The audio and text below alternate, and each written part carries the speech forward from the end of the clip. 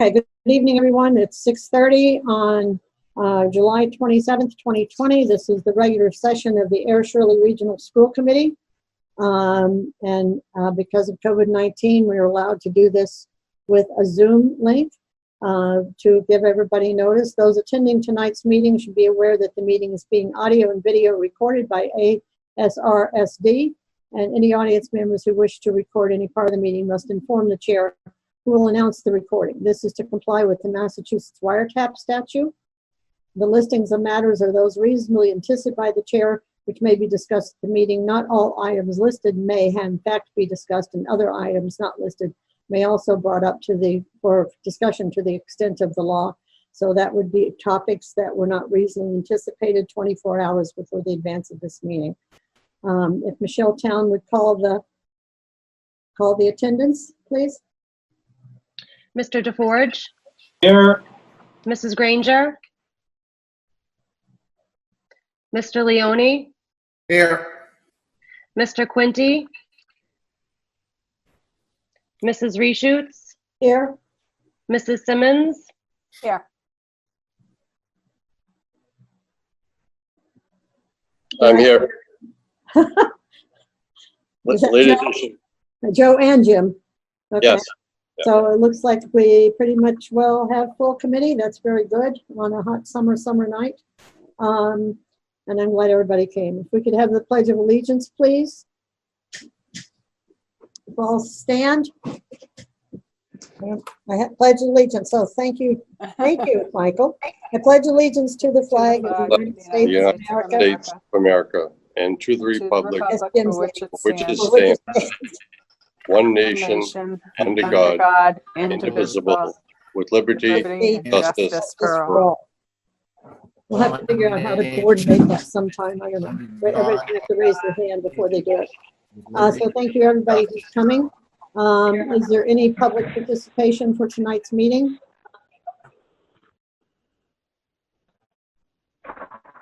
Not seeing any, but that can happen with this setup. So someone just speak up if you don't get called on. Seeing none, I will go on. The next item is item number 5, consent agenda. And we have approval of minutes for June 24th, 2020, which is regular session for release. Those are actually not presented here tonight, so we will put those off until the next meeting, please. We have approval of minutes June 24th executive session for release. And we have those which were the executive session minutes were to discuss union contracts and approve of them. That's kind of an important one. I think I would like to take that separately. If anyone doesn't mind not doing the whole consent agenda together. If I could have a motion to accept those executive session minutes of June 24th.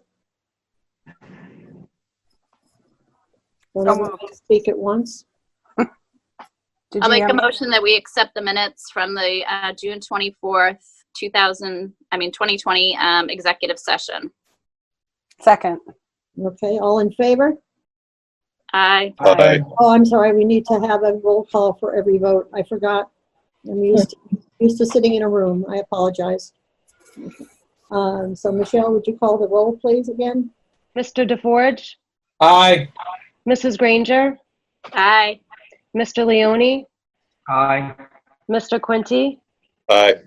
Mrs. Reshoots? Aye. Mrs. Simmons? Aye. Thank you, everyone. Item C under the consent agenda is donation of $40,000 from the Bemis Community Investment Fund to the Community Foundation of the Community Foundation of North Central Massachusetts. So we could put that back in the agenda consent and do it all together with the warrants. And thank you, Bemis. As usual, they are a really good citizen for us. And this has gone on for many, many, many, many years. So if someone has someone who works there or have a contact, and we're going to send out a thank you message always from the superintendent. So that is really We've received a $40,000 donation from the Bemis Community Investment Fund of Community Foundation, North Central Mass. This donation has been placed into the Bemis Revolving Fund. These funds will be used to support after-school programs in all 4 schools. So this has been a tremendous addition to our functioning. Anybody want to comment on that? Okay. All Oh, right. thank We you. have- It's great. We have so many, let's see, we have many warrants here. Payroll, starting with warrant number 1171 for $236,048.07, a payroll, a payment warrant. Warrant number 1172 dated 6/26/2020 for $18,729.08 for tuition reimbursement. Warrant number 1173 dated 6/26 for $11,846.73, which is also a standard payment warrant.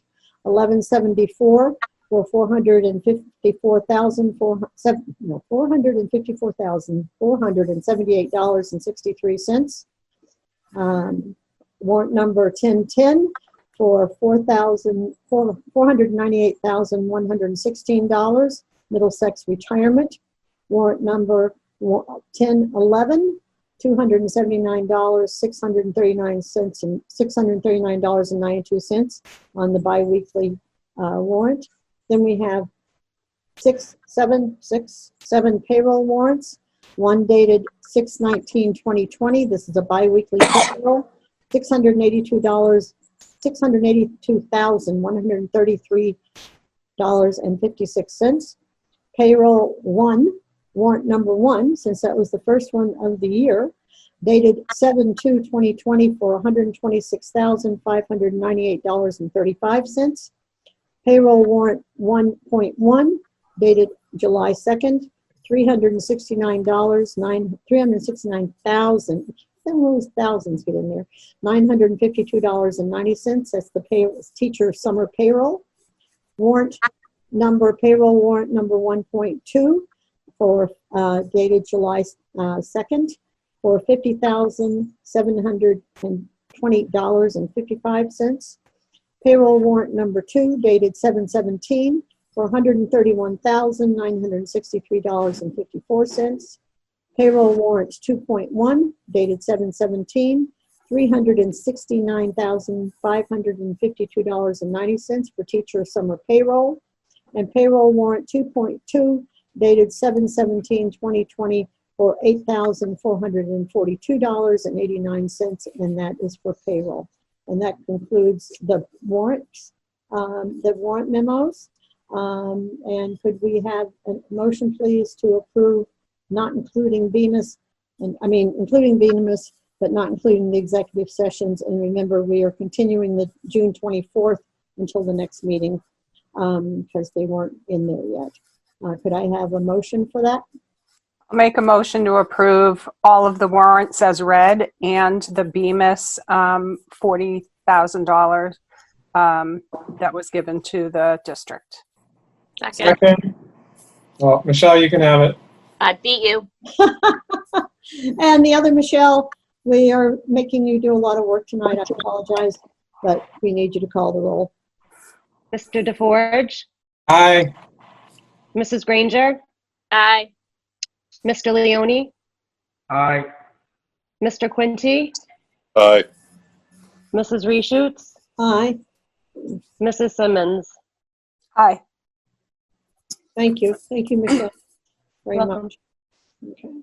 So now moving on to item number 6, new business. On A is the update on K-5 in-person extended school program. We would invite Tara Bozak, who's our Director of Special Education, for that presentation. Good evening. How is everybody? I hope you're all doing well. I just wanted to give a quick update on July 13th.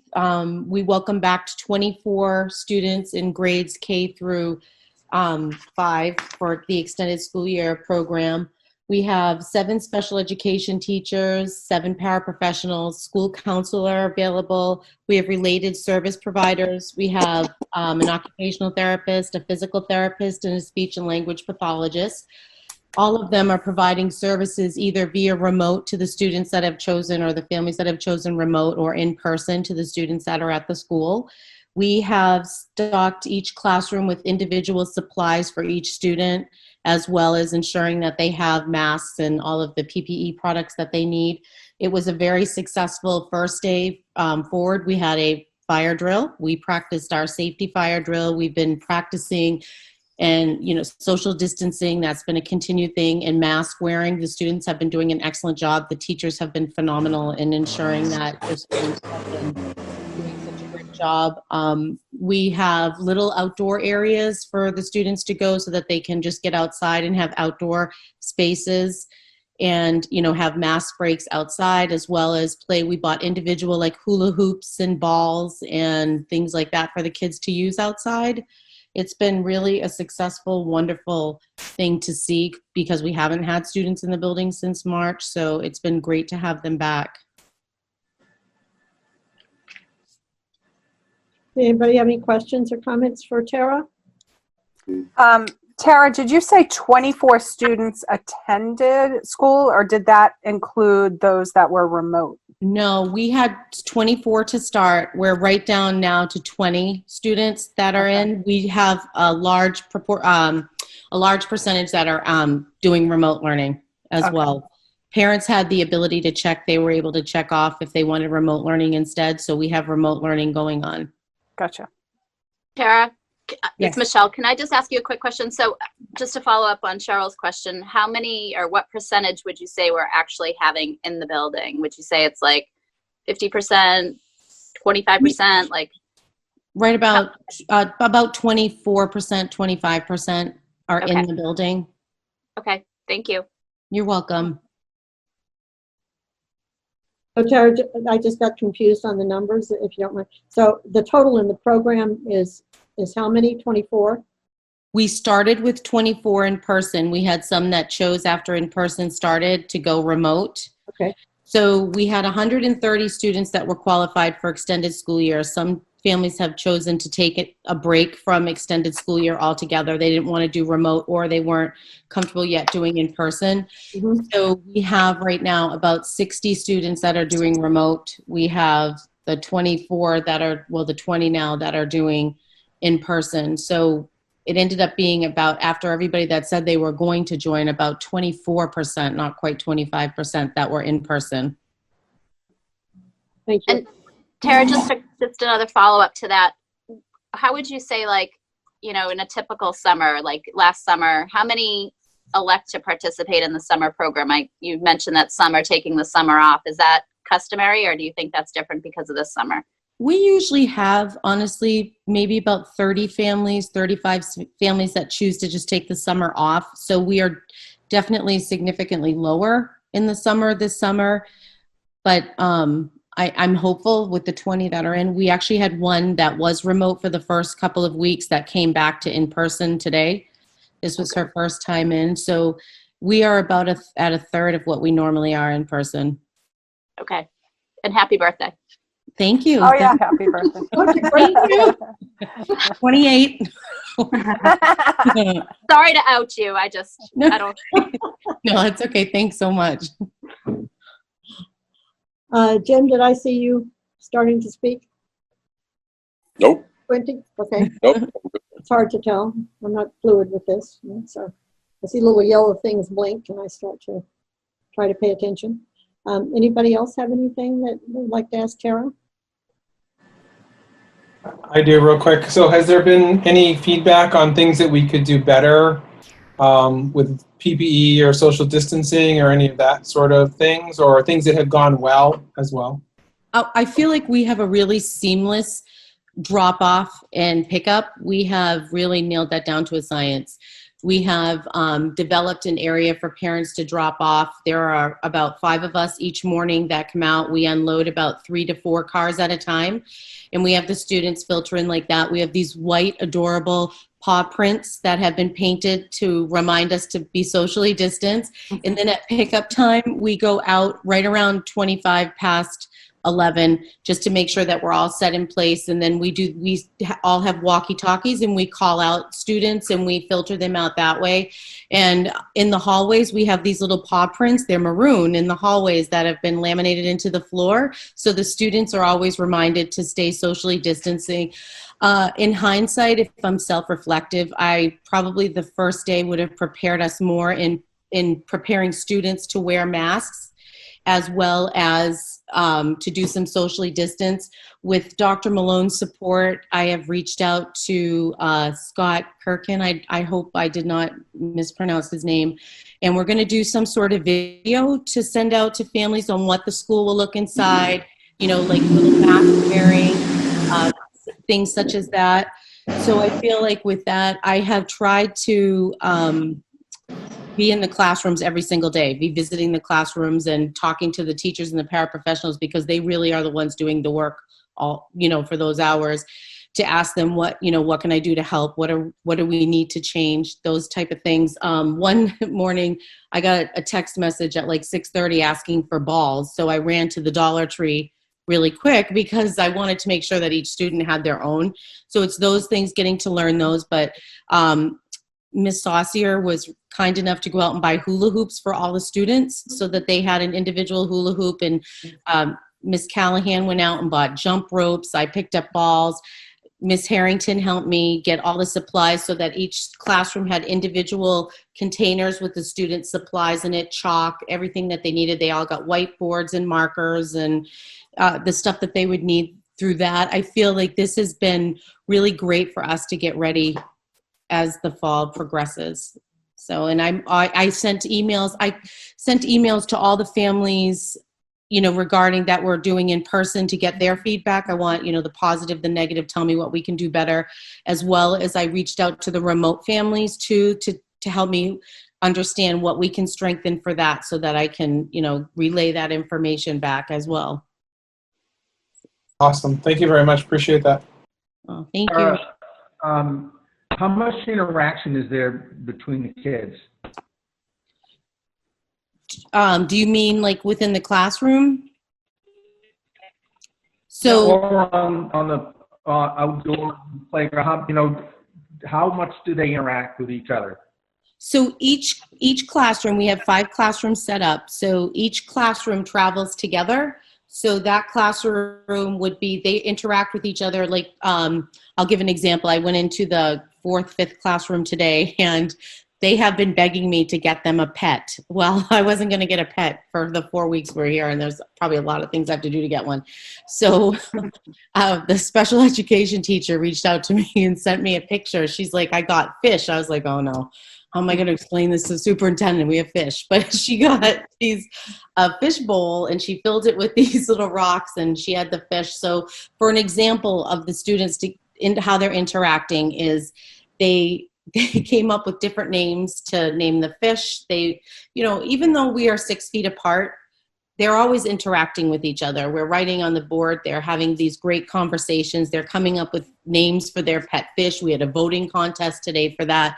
We go outside. If you look at our Facebook page, the Air Shirley Regional School District Facebook page, you can see one of the students that was outside the other day during a mask break. And, you know, she's hula hooping and laughing. The kids, you know, they're interacting with each other, you know, the best that they can. I think students are really resilient, and I think the teachers have done this phenomenal job of connecting them in the best that we can. Hey, Tara, how do you one feel more they're doing? question. Oh, sorry. Go ahead, Joe. I'm sorry. One more question. Can I come and visit? No. We are not having outsiders in. We're not even having the parents. I would love for you to visit, but when you see the video, Okay. you'll be able to see that through that. I mean, you can come visit me in the special ed office, but not the classrooms. No. Okay. I appreciate you asking, but you certainly can come visit me. Tara, how are they doing with mask wearing? They actually caught on relatively well with that at the beginning. It was like we had some students that struggled with that a little bit more. And I would say by day 3 or 4, they were reminding. I found some great social stories, and so did some of the staff. And we've been sharing those things with each other. It's a constant thing. I think once they get used to the masks, it becomes easier. And we have some students that have never worn them before coming here or prior to coming in. We even have staff that have brought in masks, that have made them at home and brought in these really cute, like Scooby-Doo masks. I can't even think. Mickey Mouse. They have brought them in for the staff. The staff is amazing. I cannot sing their praises enough. That extended school year staff has really just, they've been amazing. That's great. Thank you. You're welcome. By the way, I think the video is a great idea. And I think it should be maybe just on our website for everybody to see, what the schools will look like and what the fall will look like once we know that. Yeah, I wished I had thought of that before, just to show like your classroom might look like this. You'll see these little paw prints. They'll just remind us that we need to be safe as we're walking down the hallway. It's just, those type of things. So yeah, and he has that Scott gentleman has already reached out and said that he's willing to help me do that. So I'm excited to do that. Great. Fall starts. So your normal capacity would be about 5 times what it is now, though, right? Probably in all honesty, I want to say since I've been the director of special education, we've always averaged between 80 and 95 in-person students, 80 to 90 sometimes. And yeah, we are definitely lower, but I'm happy for the 20 that we have that are coming in. Happy for the kids, because this ratio is awesome. It is. It actually is. You're pretty close to one-on-one. So in the learning environment, I mean, there's so much going on within the classroom. The reading assignments have been amazing. I went into the Miss Urvanis's room today, and they were using the smart boards and the whiteboards, and they were doing the interactive reading with each other. It was really great to see that. And they have little stations set up. Miss Oppenheim had little stations set up within her classroom with the earphones, and it was just, yeah. They all have a Chromebook, their own individual Chromebook.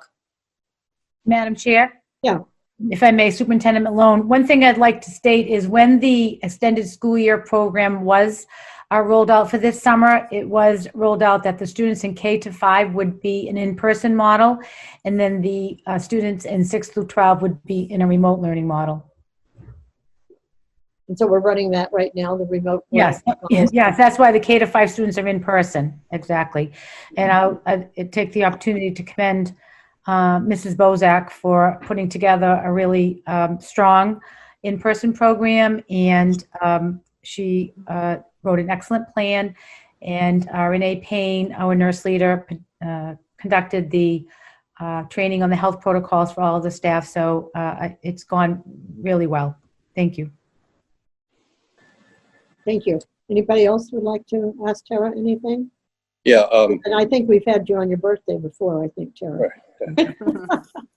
Tara, you may not have the answer to this, but I was wondering, I mean, I know that when this whole thing started, a lot of people, there's a little cottage industry for different types of masks. I just bought a couple Auburn University masks. I don't know if the local boards of health or the Commonwealth has specific protocols for the mask ratings. I mean, typically, we all started with N95, but I don't know if now is one covering as good as another covering, because people are using everything, and pretty much in the general population, if your mouth is covered, you're all set.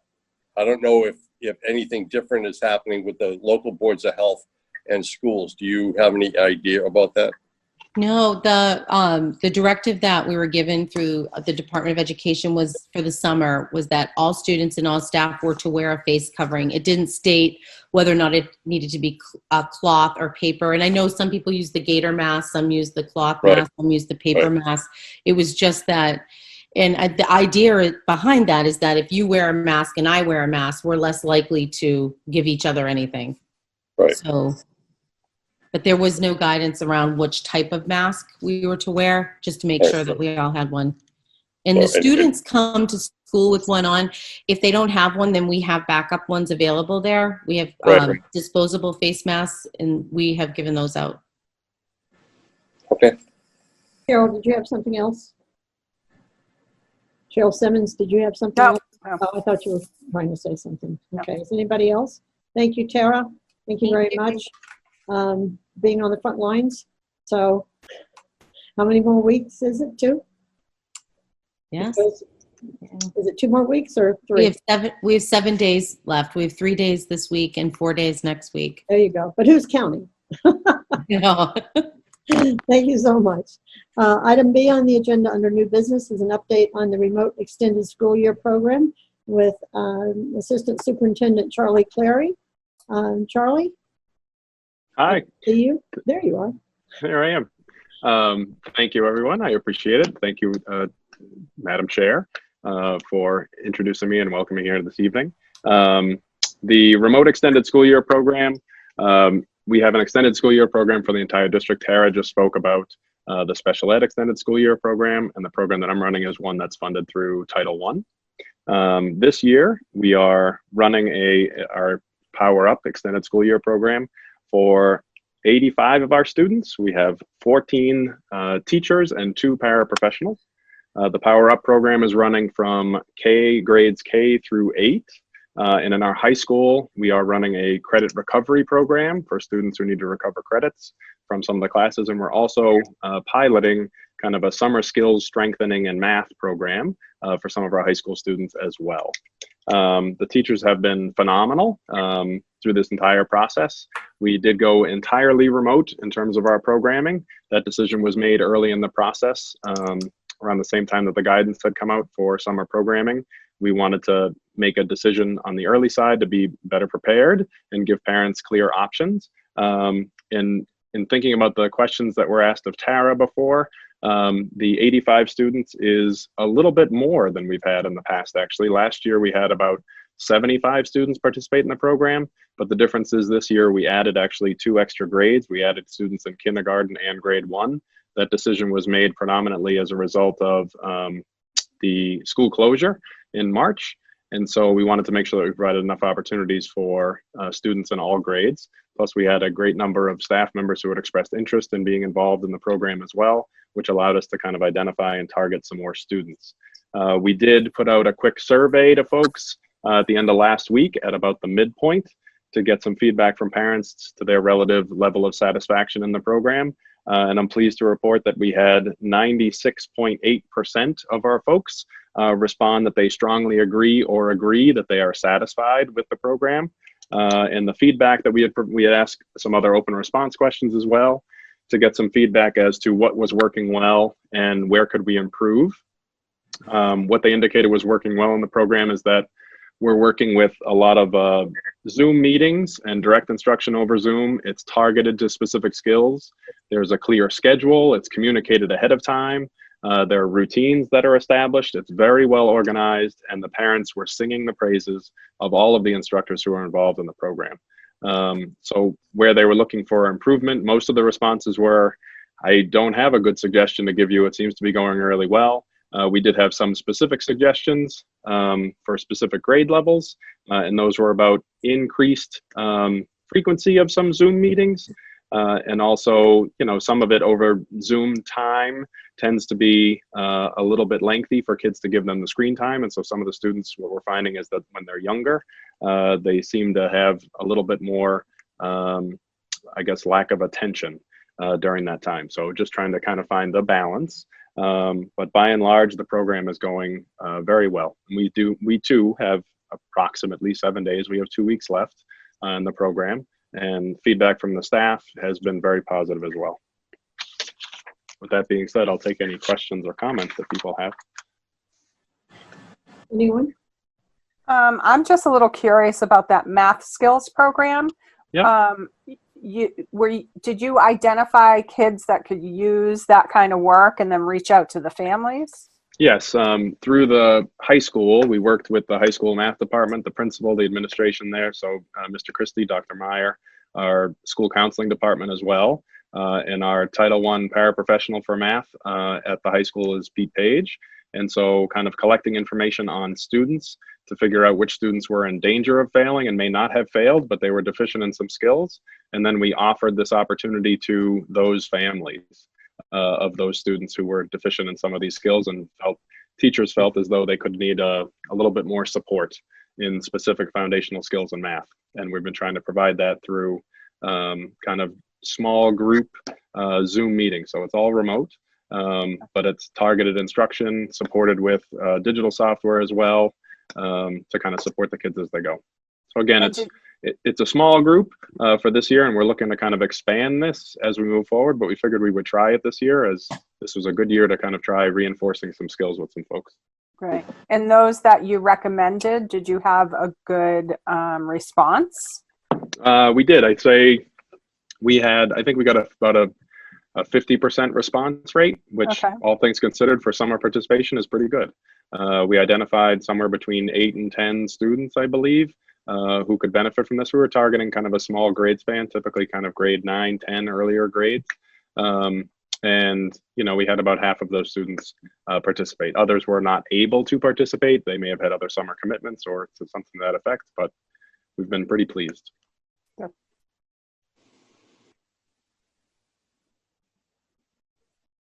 Charlie, summer schedule is always a difficult thing to mix in, given what everybody's schedules look like in the summer. Plus, it's a shorter day.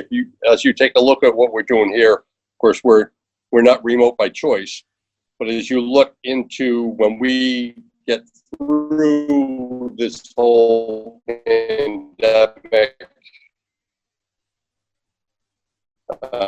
everything might be more effective than what we were doing before. Great question, Jim. I don't know if it would be more effective than what we were doing before, because my personal belief on this is that the most effective model is in person. However, we can't deny the flexibility of kind of the access that a remote model could provide.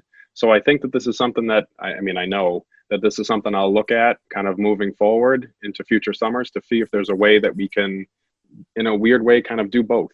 If there are students who thrive, because we know from our surveying and our, informal feedback from parents, students, teachers, that there are some students who really thrive in this remote environment. And so if this really works for them and we have some teachers that are really connecting with them, then why not consider offering something like that over the summer in addition to kind of an in-person learning model. So that is something that I'll continue to look at.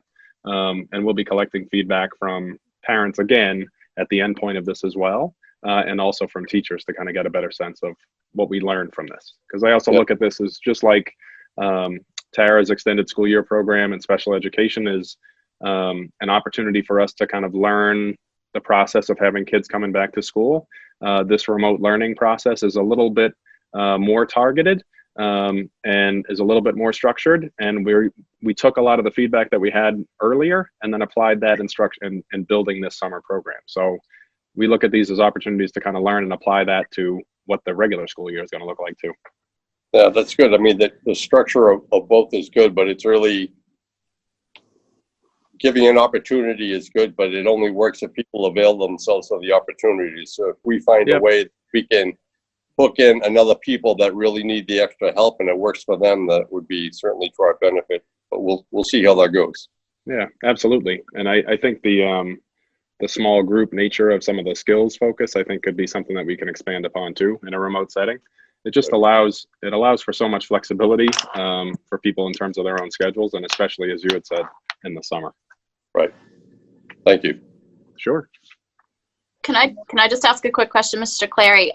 Please. How long is the day? You mentioned that some of the younger students have a hard time, with the duration of the day, and I'm curious how that would compare to what it would look like in the fall if this was a continuation. It's not so much the length of the day, it's the amount of direct contact that they're having over kind of a video conference platform. And so we structured it for the summer. We tried to match our hours with what we had traditionally used for our summer program, which was from 8:30 to 11:30. In a number of our grades, our elementary grades in particular, we're able to run 2 sections. So essentially we took the group of students and split them into two different sections, dedicated one teacher as a reading/writing, I'll call it English language arts teacher, and another as a math focused teacher.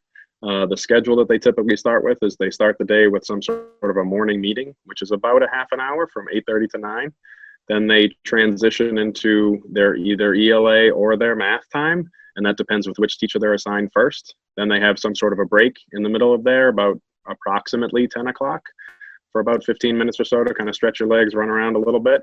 And then they jump back on with the other teacher at 10:15 or so, and that goes to 11:15, and then they have a closing meeting. So it's pretty continuous amount of time, without a lot of Zoom break. We have, it's different focus, like a morning meeting is more of an SEL focus and a check-in, and then the instructional component takes place. There's some independent work time that's during that instructional component too. So a student might be in a breakout room with a teacher monitoring them, but they're still quote unquote online. So Okay. sometimes, kids they get a little tired of the screen, and that happens. I mean, it happens. I have a high schooler, well, soon to be high schooler, middle schooler, and elementary schooler, and they had some of the similar experiences as well. So I totally get it. Yeah. So then at the end of that day, they don't have other work that they have to complete for the next day. It's basically No. one and done, right? No, the only thing we talked about, we didn't assign specific homework. We made that clear to the teachers ahead of time. The only exception to this might be in our credit recovery program, because those students are working on Edgenuity, which is an online instructional tool, online classroom essentially, and students participate in those classes. So they're working at their own pace, and the teachers are working as kind of learning support coaches, so to speak, to kind of monitor their progress, help move them along. But in the other classes, there's no homework unless it's like a specific, you need to work on this particular math fact, or you need to read something with your parents tonight. So it's not something that's laborious or intensive. It's just something that's just reinforcing a skill very briefly and quickly. And so what's the total time on this? How many weeks? 4 weeks, 3 hours a day, 4 days a week, Monday through Thursday. So it goes to the end of July, I'm assuming. It'll go 2 more weeks, so it'll go through the first week of August. So it ends, last date is August 6th. Yep. Anybody I'm just else? pulling up a calendar. Madam Chair, Superintendent Malone, just want to commend Mr. Cleary as well for running a remote extended year program that from the parent feedback is quite successful. And I just want to state that the summer programs, they're running the same time frame that we've run them in the past. So it's 4 weeks, Monday through Thursday, 3 hours a day. So we run the special ed program and the Title I program concurrent with that time frame. So I think it works really well for families. Thank you to both Tara and Mr. Cleary. Yes, thank you both. This is really good, and it sounds like it's flowing very well. So, we're seeing a lot of advantages to things that we didn't have before because we're just all together. Yeah, I can't thank the staff enough. They have been phenomenal with this program. They jumped in both feet. Really excited to take care of it. Dr. Malone, thank you for the thank you. Okay. So I've had a request to remove item D. I'm sorry, does anybody have anything else for Charlie? I apologize. I have a request to move item D, which is the proposed one-on-one technology K through 8 by our super director of technology. I think we have to shorten that to super tech or something like that. Mike? Good evening, everyone, and thank you, Joyce, for introducing me. I'm glad to see a good turnout here. Well, for obvious reasons, we are proposing going one-to-one with technology throughout the district. We're heading into year 4 of being one-to-one at the high school. We've learned a lot from this experience, so we feel comfortable. We have enough technology to do it. We have enough supports in place that we feel we can do it throughout the district. I mean, obviously, there's a strong need with for such a thing with the uncertainty of what the school year will look like. Quick background, right now, the elementary and middle schools utilize Chromebook carts that are shared throughout the schools. So one cart typically has 30 Chromebooks. they're rolled into classrooms and kids randomly grab whatever Chromebook, put it back in their desk. Obviously, we can't have that type of scenario in the current environment. So what we're looking at is coming up with a plan, a schedule to distribute Chromebooks this coming August. We're actually ready to get started this week, provided everything is a go and approved tonight. We're setting up an e-signature program. So we're trying to eliminate even having parents come in to sign forms unless they have to. For those of you that are old enough to remember, Chromebooks are harder to get than Cabbage Patch dolls right now. They're extremely difficult to find. We were fortunate enough to be in a pretty strong financial position. We were able to buy some, Dr. Malone's approval this spring, before they became such a hot commodity. So our inventory is pretty sound right now. We're just trying to reinforce it with backup devices, because we fully understand and expect that items get, damaged or maybe don't work as designed when they arrive. We are also looking to increase Wi-Fi throughout the district to accommodate all the devices, and we're even putting in outdoor Wi-Fi. I know that doesn't help with New England winters, but we did discover last spring that quite a few students were utilizing the Wi-Fi outside the libraries. So each school is going to have that in place. And we're also coming up with sanitizing procedures for the tech department. And what I mean by that is, the tech department will collect any damaged or malfunctioning Chromebooks at the end of the day in classrooms. We'll sanitize them before, sanitize them after. We'll have loaners available that they will also sanitize as well. We also feel comfortable moving forward financially that we can reallocate some funds from the tech department budget to fully support this model for a year. This certainly wasn't the plan moving forward, and we understand that we shouldn't put another burden on families. So we feel it's in our best interest to support families that will need technology at home, and we'll provide that for them as well. There is a lot more to it. That's a quick summary. I'm prepared for any questions. I'm sure there's a lot.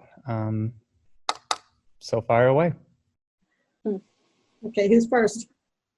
Madam Chair, I'll just make a couple of comments. One of the things, so the return to school model has not been determined yet, but if we were to go to an in-person or a hybrid model with each student having their own device, it certainly will minimize any, contact, student-to-student contact of devices for teachers. And then, of course, if we are in a remote model, then all of our students should have a device. And if you recall, we let all of the students that we loaned Chromebooks to during the closure in March, we allowed them to keep their Chromebooks throughout the summer. And then finally, the one-to-one program that was mentioned at the high school, we were charging $25 for 4 years. And we're asking the school committee to waive that for this current year. We can reevaluate the program and such next year, but due to the COVID-19 and its impact, we just would prefer to be able to distribute a Chromebook to all of our students. Thank you. Anyone? Am I able to ask a question? Sure. Sure. Mike, is the kids in K? Would you identify yourself, please? I'm sorry? Would you identify yourself, please? Oh, I'm sorry. Jan France, first grade teacher at Page Hilltop. Thank you. Are the kindergarten and first grade children getting Chromebooks, or are we going to continue with iPads with them? We're actually discussing that right now. This week, that was part of our plan to discuss that. So we're working out some other things, Jan, that you'll be part of those conversations in terms of what learning management system, like a Seesaw, Google Classroom, things like that will be in place. So there'll be more information to come. Part of it, and I know this shouldn't drive it, but iPads are just as hard to come by as Chromebooks. All technology is extremely difficult to get right now. Great. So, we're also having other discussions about maybe we start with one type of device for a certain grade and move to other devices as they become available. Great, thank you. Yep.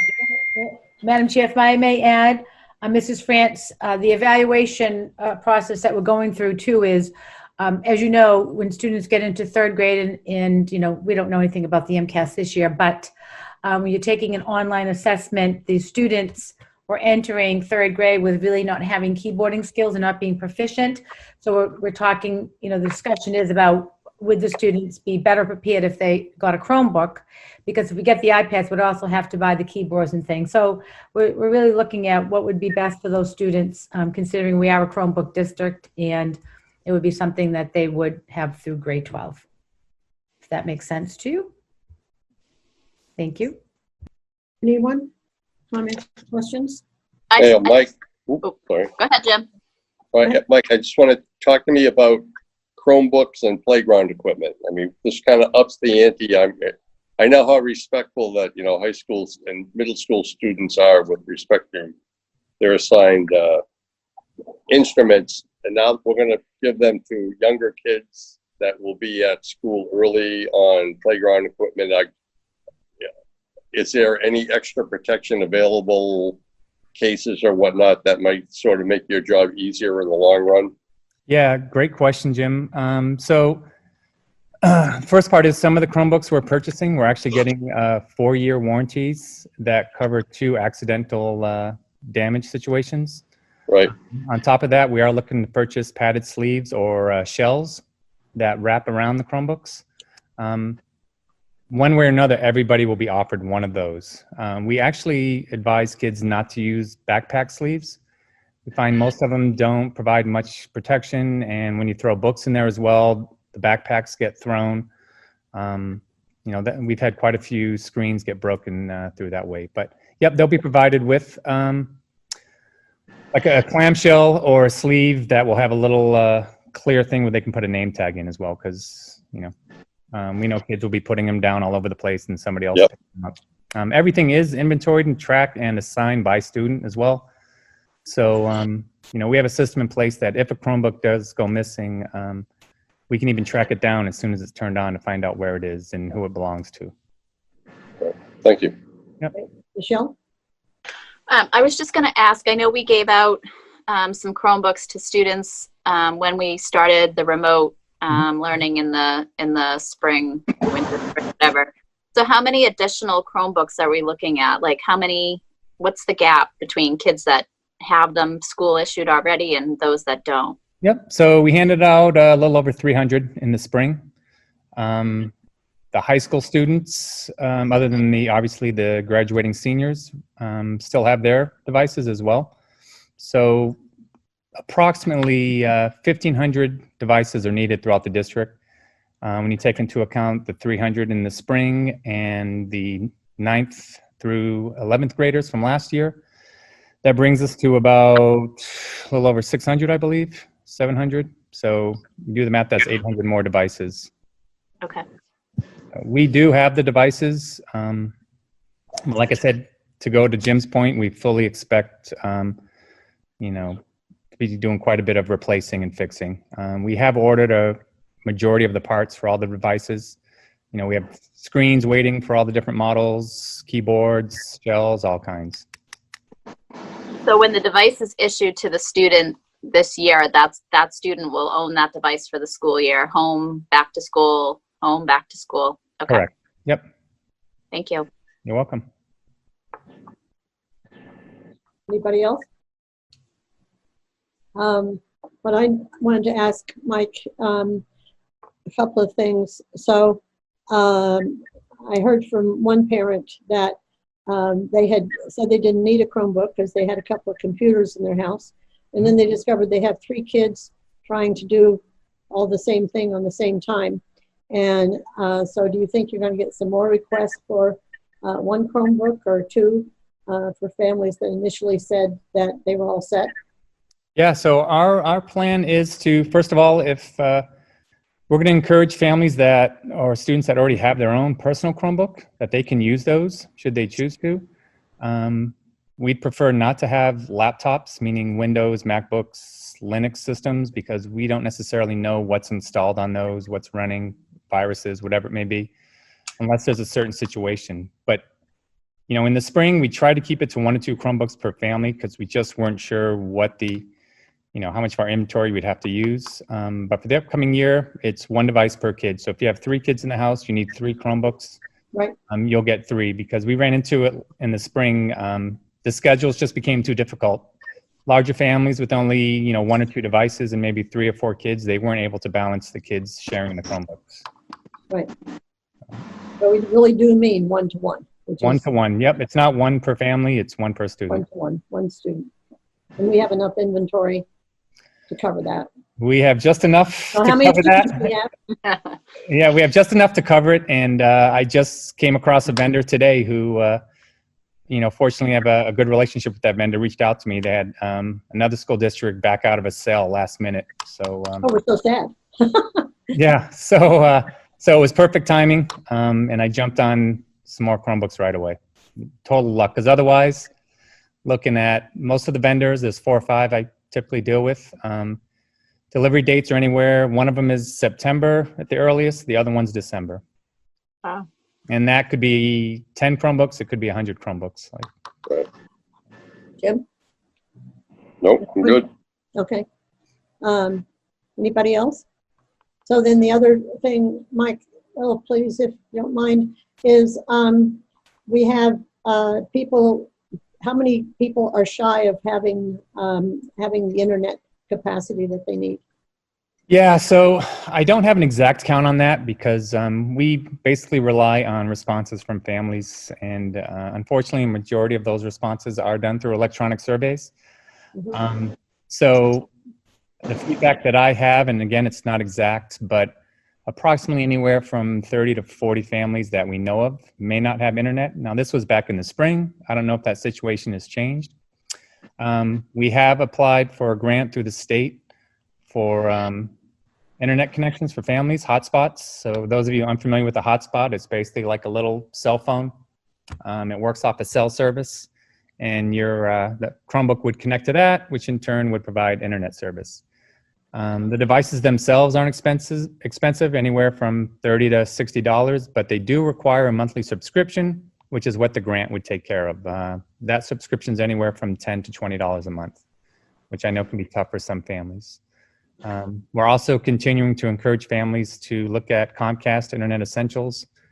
It's $10 a month. They provide internet service. I don't know if this is still part of the plan. Comcast Essentials? Comcast Internet Essentials, yeah. There are requirements that you have to meet in order to receive that plan. I think you have to be on free and reduced, and there's a couple other things. But it's a great service, $10 a month. You're a regular customer just like everyone else. So we're definitely pushing that out to families as well.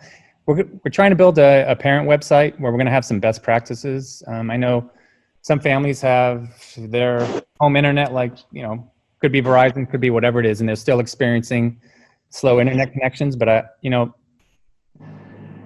think of ourselves we walk in our house, we have a laptop. If you have kids, they have their phones, their tablets, their devices. You could have anywhere from 3 to 15 devices on your internet at one time. And it's just like a highway. You're just clogging it up. So we're going to try and have some best practices available to parents, things that if they're experiencing some difficulty, what they can do to kind of increase the speed of their internet. Unfortunately, we can't do house calls. I've been asked, but I'm not climbing any telephone poles. So, Dr. Malone mentioned waiving a $25 fee. Do we need to make motion to do that? Do we need to discuss that? Will that be brought up at a later time? How do we proceed with that? Because I certainly think that's something we should do. Leonie, if it's the will of the committee to take a vote this evening, that would be great. Thank you. Mr. Leon, I would be happy to entertain a motion to that effect. I make a motion that $25 fee be waived for the school year 2020-2021. Second. Now we get to have Michelle. It's been moved and seconded. We could have a vote, please. Mr. DeForge? Aye. Mrs. Granger? Aye. Mr. Leone? Aye. Mr. Quinty? Aye.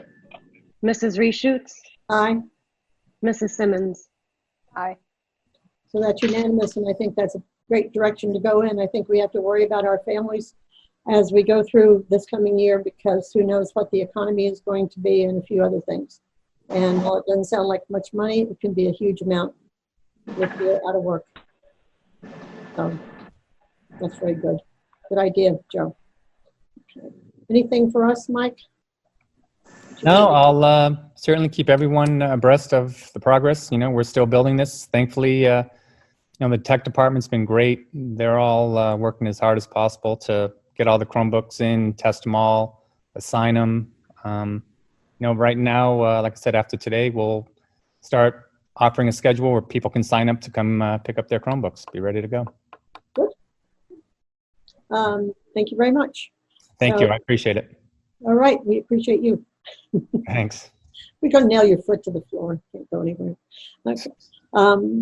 Item number, I've lost my track here. I guess that's item C, which we skipped over, would be the 2021 return to school presentation by Dr. Malone. Yes, thank you, Madam Chair. Mike, would you please call up the PowerPoint presentation? Yes, just give me a minute, please.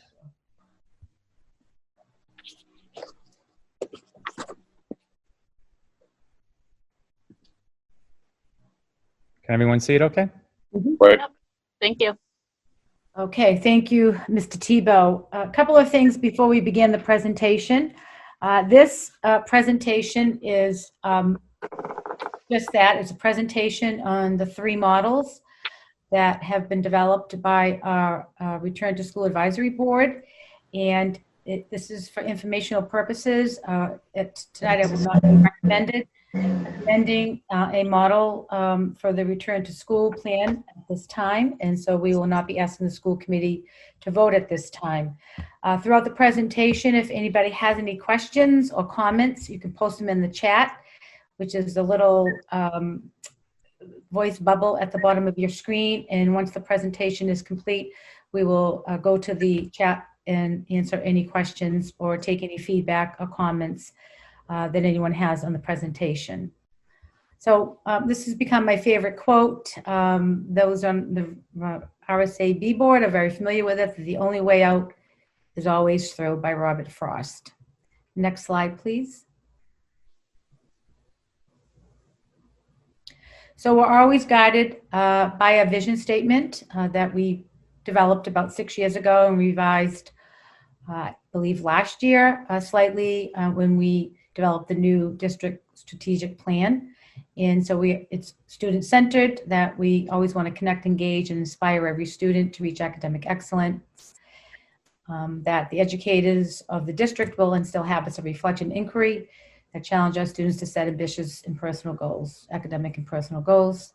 Students will develop a strong voice to express thoughts and ideas in the community, the confidence to showcase their talents and academic and personal successes in preparation for entry into college and the world of work. So we, the educators in the East Shirley Regional School District, we do not look at students only on grade 1. We look at our students for the duration of their educational career with us, which is from preschool through kindergarten.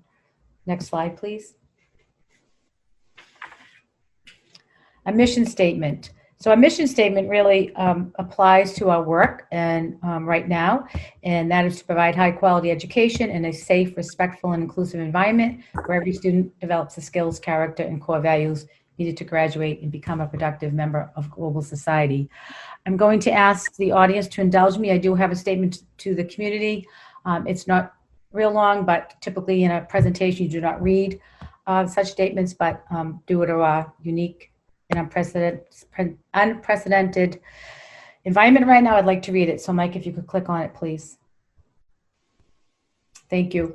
Dear ASRSD community, I know it is very difficult and quite unsettling to wait for the announcement of the reopening plan this fall. We all want to make sure we open our schools with the best plan that keeps all students and staff safe and healthy. We have a return to school advisory board composed of approximately 65 staff and administrators that has been meeting weekly since June. We have been working on the 3 models: in-person, hybrid, and remote. We hope to replace the plan for opening schools in early August. One of the linchpins for reopening in person or in a hybrid model is transportation, and we are working very closely with D-Bus. In a prior survey for families, we asked if families would send their children to school on the school bus. 47% of 500 respondents indicated they would use bus transportation to and from school. On Thursday of this week, we will send out a registration form requesting families to register for bus transportation. We want to thank our families for responding to multiple surveys. We have received several communications from the Department of Secondary and Elementary Education, and these communications are posted in the discussion board window located on the district webpage. We appreciate your engagement with the discussion board. It has been a successful model for two-way communication. We may not always be able to provide direct answers, but the questions and inquiries help inform our thinking in planning for reopening school. It is critical to continue to monitor the health metrics, reports, and data from scientists, health experts, the CDC, and our local Neshoba Associated Boards of Health. We stay in consultation with the Neshoba Boards of Health and appreciate their support. Our nurse leader, Renee Payne, is also in the forefront of developing the mandated health protocols and training of all staff. Today is Monday, July 27th, and we have 5 weeks until the official start of school for staff and faculty on August 31st. Students are scheduled to start on Wednesday, September 2nd. It is anticipated the Commissioner will shorten the 180-day school year for students. Once we have confirmation on the required school year for students, we will announce a new start date for students. We will use the days to work with our teachers on training on health protocols, professional development, and preparation for the opening of schools. The start date for preschool and kindergarten will also be pushed out, and we will make that announcement should the Commissioner of Education modify the 180-day school requirement. I want to express my sincere appreciation to the parents, guardians, students, teachers, and all employees for your patience and support. I know this is difficult and hard. We all want to be back in person if safe, as we all know the negative long-term impact the closure has already had on students, from lack of social emotional support to learning loss, lack of food security, and frankly, neglect that goes unreported for so many students. This is extremely hard work, and we are doing the best we can. Thank you. Next slide, please. So the Return to School Advisory Board, we are a 65-member board, which includes the union president, school committee member, teachers, administrators, and support staff. We've held 7 meetings with the 8th one scheduled for this week on June 30th. Our meetings typically run 2 to 3 hours. We have 7 subcommittees, teaching and learning. There are 3, elementary, middle, and high school. We have a special education subcommittee, English learners, student support services, and operations and management. Next slide, please. Acknowledgements. Again, I'm going to read, but I would like to acknowledge and thank all the district and building administrators for their diligence and hard work this summer. This is very hard work, and they have stayed the course and are committed to ensuring a safe return of every student, faculty, and staff member. A sincere thanks to Facilities Director Robert Briggs and his team for their work and support preparing the buildings to meet the mandated health requirements in addition to their typical summer work. The Return to School Advisory Board has been integral to developing the 3 plans required by the Department of Secondary and Elementary Education. Their work has been excellent. They are the voices on the ground and have developed comprehensive and robust plans. On behalf of all, we thank the work and support from Administrative Assistants Michelle Town and Jessica Raker. Next slide, please. So when we started out the Return to School Advisory Board, our first meeting was on June 4th. We developed the goal, which was to develop a comprehensive, high-quality return to school plan based on the Department of Education's framework. The plan will include the social, emotional, safety, and academic needs for all students, preschool through grade 12. So we have been working, they have been working on the 3 models: in-person, the hybrid model, which is a combination of remote and in-person learning, and then a fully remote learning plan. Next slide, please. Overview of tonight's presentation. I'm going to just provide the guidance documents for DESE that are available on the website, feedback from the school community, discuss the local context of the COVID-19 cases, provide you information on the personal protection equipment we've purchased, our building capacity and feasibility study results, presentation of the 3 models, special education services, where we stand on transportation, and then in Appendix A, we have included several classroom models of the Department of Education submitted to the districts for planning for 3 to 6 foot distancing in the classrooms. Before we begin, the Department of Education sent us this short video, and I'd like to play it. This is from the Doctors on Back to School in Massachusetts.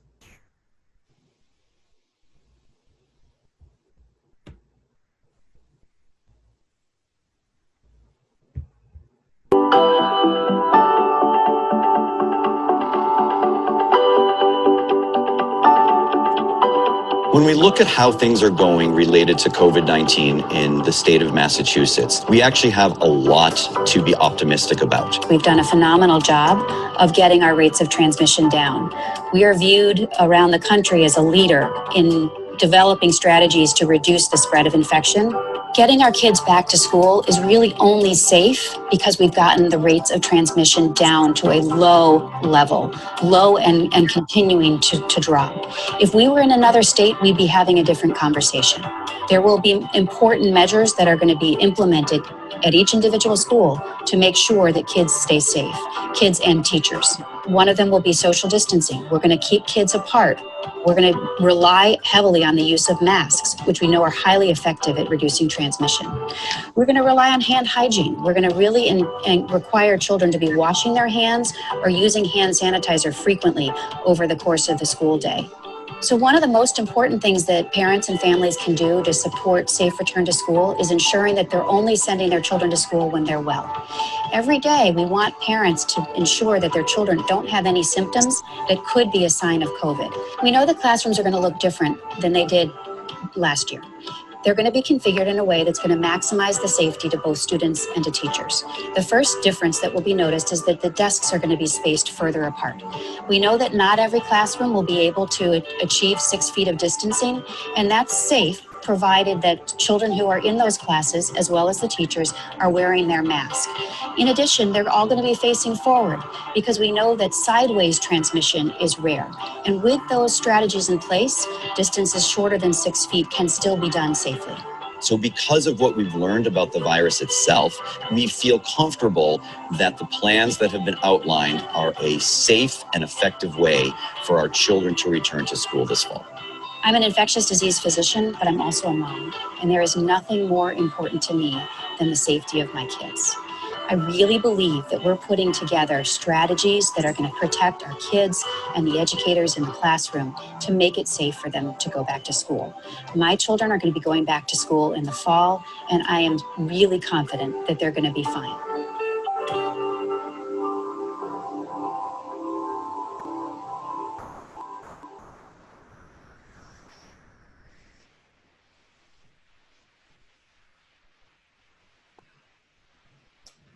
Thank you, Mike. Next slide, please.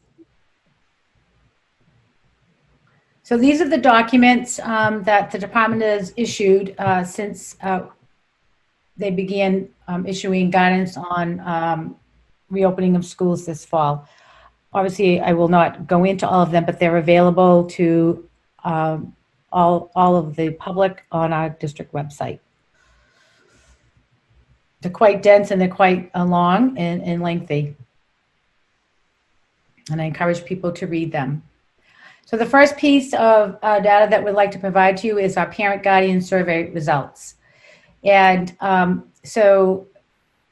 we asked parents where they stood. Now this survey was sent out a couple of weeks ago, and we will be sending out another survey, but I wanted to share the results of the survey. So 59%, 1,025 students, parents said, I'll be sending my child back to school in the fall based on the current guidance and restrictions. 19.5% of 344 indicated they may request that their child continue with remote learning in the school district for the next school year. 12 indicated they will not be sending their child to the district as they will be homeschooling their child. 0.98% of 17 indicated they will not be sending their child as they will be enrolling in a new school. Some of those students are going to Neshoba Tech or are moving. And then 19.75% or 344 indicated they're unsure at this time of their plan for their child this fall. Next slide, please. We recently surveyed the staff and we asked which statement best describes your thinking at this point with regard to physically returning to school in the fall. And this survey was sent out last week. So down at the bottom, the first was statement was, I am ready and eager to get back to school. I'm sorry, so we disaggregated the survey by teachers, paraprofessionals, and related services, and those are our speech and language teachers, physical therapy teachers. So the teachers, 15 or almost 12% said they're ready. For paraprofessionals, 7 or 13% said they're ready. And then of the related service providers, 9.5% or 2 said they were ready. The next statement was, I feel nervous about returning, but we'll be ready for school opening in the fall. So 30% or 38 of the teachers indicated this is where they stand at this point in time. 46% or 24 of the paraprofessionals state where they stand at this time, and then on the related service providers, 33% or 7. The next statement was, I feel very hesitant about returning to school and am unsure of how I will feel as September approaches. So 54% or 72 of our teachers indicated this is where they are thinking at this point in time. 40% or 21 of the paraprofessionals indicated such, and then 52% or 11 of the related service providers indicated this is where they're thinking or feeling at this point in time. And then the last question was, I am unable to return to school in the fall due to issues related to COVID-19. We had one teacher indicate this was their case, and then one related service provider. Next slide, please. So the local context of COVID-19 cases, we've been working very closely with James Gareffi. He is the director of the Neshoba Associated Boards of Health. They've been very supportive. The DESE has released protocols responding to COVID-19 scenarios in school. It's a very dense document, and it's going to take time to read and digest.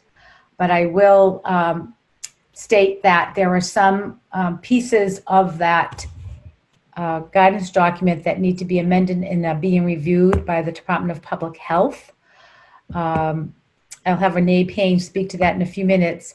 But in the event we have a case in the schools, depending what model we have, Mr. Greffi's office would conduct the contact tracing. So I asked Mr. Greffi to send a memo on the confirmed case counts in Air and Shirley. He provided me this information, and it's dated March 1st through July 7th of 2020. So in Air, there were 141 confirmed cases. 70 of these cases came from the federal prison and long-term care facility. And then Shirley, there were 177 confirmed cases, and 140 of these cases came from the state prison. And as time goes on, I will ask Mr. Greffi for another updated confirmed case counts in the towns of Air and Shirley. Renee, did you want to just make a couple of comments about the protocol? So if anyone should read it, they should heed to the guidance that was issued on the symptoms, and I think the other piece is contact tracing. Renee, are you available? Yes. Thank you. So July, I don't have the exact date, July 17th, they sent out new protocols for responding to COVID scenarios in the school. And we had consulted with the local Board of Health, Neshoba Board of Health, and there was 2 areas in that document that they find to be not accurate. So they have contacted the state at the state level, and they do believe that the protocols are going to change.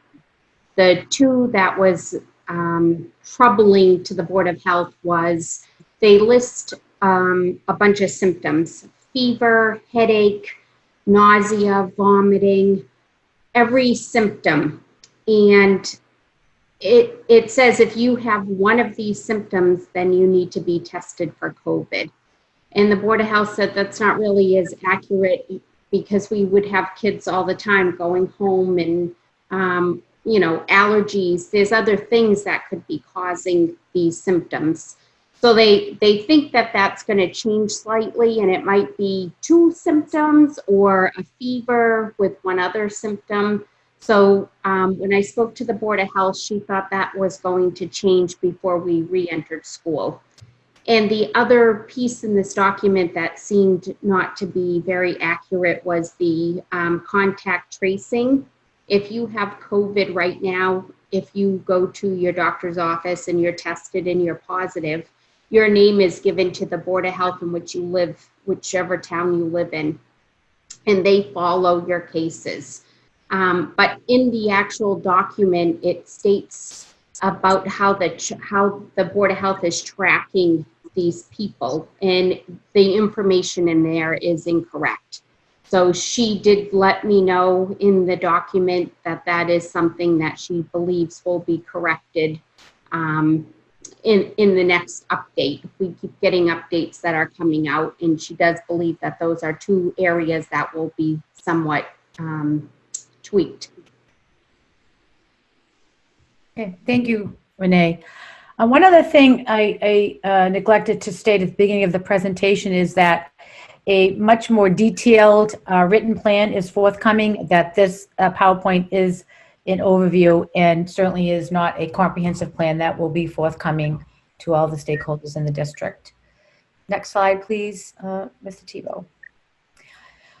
So, as you know, the districts have been required to purchase personal protection equipment, and we were the recipients of districts are the recipients of 2 grants, an ESSER grant and a COVID-19 grant. And to date, this is the equipment that we have purchased: face masks, gloves, hand sanitizer, disinfecting wipes, gowns, face shields. And I want to give a shout out to the robotics team. They spent, and high school teacher Phil Moore, they produced through 3D printing quite a few face shields. We're going to be providing our classrooms with tissues. We're going to provide bottled water. We have to provide medical waste containers. And we also have been ordering furniture, plexiglass, barriers, tents, and canopies, and signage. So one of the things that the Commissioner of Education asked all districts to do was to complete a feasibility study. And the feasibility study would determine even if you're able to return students in person or in a hybrid model. And before I go, if you look to the right, this picture, that is those are the plexiglass barriers. This actually is a cafeteria table in the Laura White cafeteria. And I would have to give Mrs. Lewis, principal of Laura White, a lot of credit because she actually built this herself. And so what would happen is we'd be able to sit a student one seat and one seat on each side, and then across from the barrier again on the end and the other side. So 4 students would be able to sit at this cafeteria table. Back to, so one of the things that we have to look at is our current enrollment. And so one of the things I want to just, Mike, if you could click on that, please, is that we're very fortunate. I've said it several times, bears repeating, that we're very fortunate to have fairly, our low class ratios. If you look at Laura White, right now we have 51 students registered in kindergarten. So that would be, there's 3 classrooms, 3 sections in that school. So I'll just go down the numbers: 17, 21, 15, 16, 22. And then in 5th grade, 18 per classroom. Over at the Page Hilltop, our pre-K numbers are very low right now, maybe 10 per. We have 5 sections. So preschool is provided in half-day sessions, AM and PM. And kindergarten, we're low at Page Hilltop. Typically, we have maybe 20 to 22 students in a kindergarten classroom. And reminder that the kindergarten classrooms have full-time paraprofessionals, and you can see down 21, 21, 20, 18. And if other districts saw this, they would be in awe. I know in Fitchburg recently, they had 32 students in a kindergarten classroom. So that kind of gives you a bit of a perspective of class sizes across the state. In 5th grade classrooms, 28 to 30 students is not uncommon. It's actually probably the average. And then going over to the middle school, again, sections those are very reasonable class sizes. Middle school, 8th grade, maybe be a little bit on the higher side. And then the high school, it's really difficult to look at grade levels and such because students in 9 through 12 may take an elective, and it's much different at the high school. But with what we have right now, we're looking at about an average class ratio of 17 students. With these low classroom ratios, it does allow us to obtain, the minimum of the physical distancing is 3 feet, and in some of these classrooms, we'd certainly be able to get closer to the 6 feet. Can you go back to that slide, please, Mike? So the other thing, Mr. Briggs and his team, we've all worked very closely together. So Mr. Briggs conducted this feasibility study where every single classroom in the district is on this spreadsheet, and then the distancing that we would achieve in the classroom. So I'm going to ask Mr. Briggs, Mike, if you could click on the feasibility study, please, and Mr. Briggs will provide some information and understanding on the chart. Mr. Briggs, are you available? Yes, I am. Thank Good you, evening, Tom. everyone. Welcome. Thank you for having me. So this is how we began our feasibility study. We went out and we measured each classroom individually. We wanted to find out what our square footage was, and we collected that information of usable space in each room at all 4 schools. With the guidelines that they were, the allowances for spacing in mind, and looking at our enrollment, we looked to see how, if it was feasible to set up all of our classrooms. So we went in, we modeled up, we did some mock-up rooms in each school. The principals were phenomenal. They went out there with tape measures themselves and measuring devices and started moving some furniture around. We realized some of our challenges were that we had different types of furniture in each school. In some of the elementary schools, through the years, they've been going away from single desks, and they've been teaching students in more of a small group model. So a lot of those classrooms had been fit out with tables versus desks, and that presented some different types of challenges, but we worked around to see what we could do with that and what we would need to possibly purchase or such to make it all work. And of course, we kept everything at a 3-foot minimum distance, and we also wanted to understand where we could spread them out even further, and in some cases we can, which is the goal. We also wanted to understand if we had opportunities to allow the kids to have their lunch in the classroom. That might be an opportunity if we had the space to do that, because that would rely on us being able to be 6 feet apart so that they could take off their mask and enjoy their lunch with the proper distancing. So that was a real good high-level exercise, told us a lot. And, there's still more work to be done. But I thought it was very interesting. It was a really good study, I thought. Right, so you saw in that chart just the spacing, in 5th grade, if a room 800 square feet, if we were to have 20 student desks, they would be spaced 3 feet apart. One of the things at the end of this, we have the Department of Education submitted to all districts visuals of what spacing would look like in the classrooms. We can manage, fitting students in some cases 3 feet, and then some almost to 6 feet. The next piece in this chart is we wanted to do an inventory. Mike, there's a tab at the bottom, please. If you could click on that. Yeah, so the next tab shows us a checklist of all the rooms. Yeah. Our next step, we wanted to, understanding that hand hygiene is, very important, number one.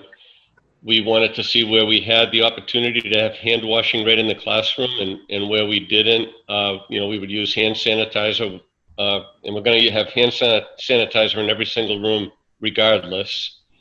With ventilation and comfort on the warmer days, we wanted to understand where we wanted to make sure we knew where we had any window issues.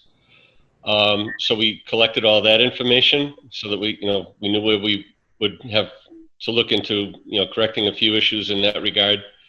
Obviously, is the space air conditioned or not? And how is it air conditioned? And what type of ventilation do the spaces have? So we collected all that information too throughout all 4 schools in every classroom.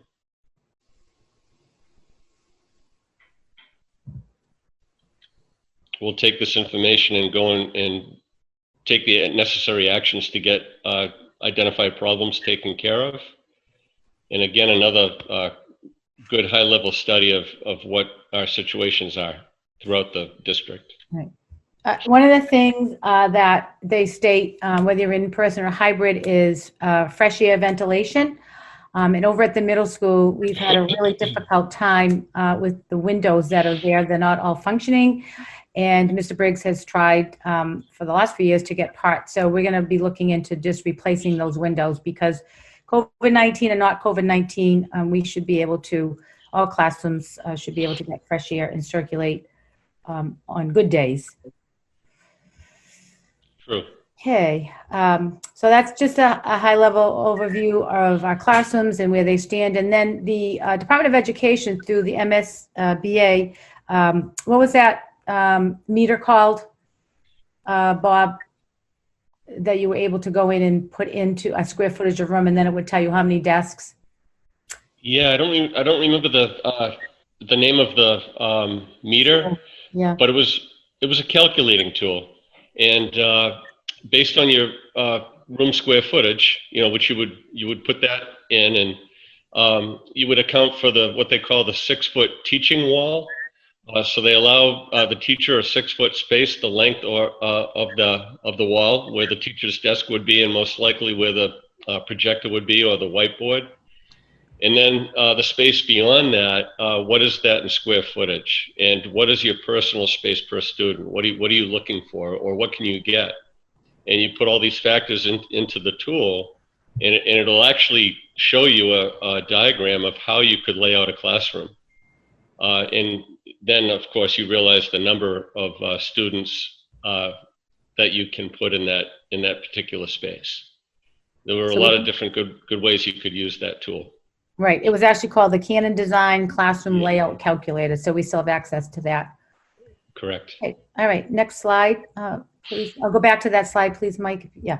So one of the things in preparation of facilities during the summer. No, could you go back to that? Yes. Thank you. Physical distancing, from 3 to 6 feet, and go back into those classrooms and look at how we can get closer to the 6 feet. Students must remain in cohorts. And so, for example, say at lunchtime, and 2 first grade classrooms go to the cafeteria, if you will. And we would keep those 2 classrooms even separated, because the reason for the cohorts is, one of the reasons is to keep the transmission rates low. And if somebody were to test positive for COVID-19, then you're working within that cohort rather than exposing to large groups of students. In a typical cafeteria, you might have 80 students in there. The desks must all be facing forward. Arrangement is from 3 to 6 feet. We have to establish one-way traffic patterns during transitions. We'll be using plexiglass barriers. For example, at the middle school in the science labs, we would have to have plexiglass barriers there. We've already identified or designated COVID-19 isolation areas for any sick students that would be showing any symptoms. We'll have procedures for cleaning, disinfecting. Signage must be posted. Fresh air ventilation whenever possible.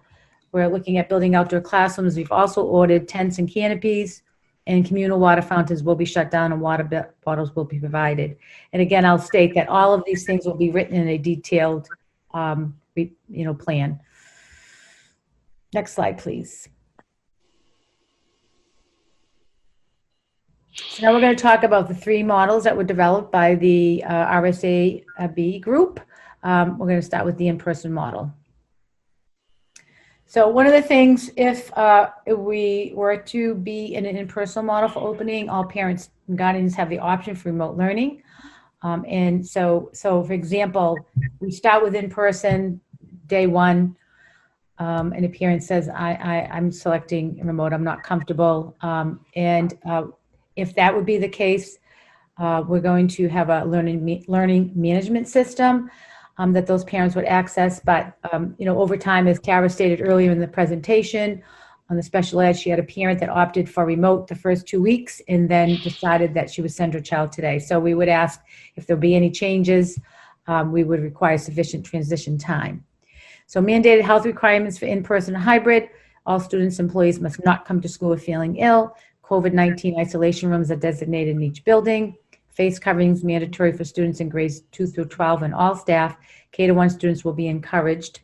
We'll look to maximize 6 foot in those classrooms. Minimum 3 feet physical distancing to maximum 6 feet.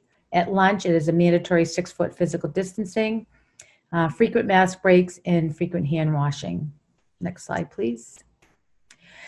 So I'm going to have Mike. So we had, or I had presented to the board a proposed return to school schedule, which this plan I gave to them a couple of weeks ago. And what the plan provided for was teachers to have, at least 4 days to come back to school on the August 31st date to prepare classrooms and professional development. And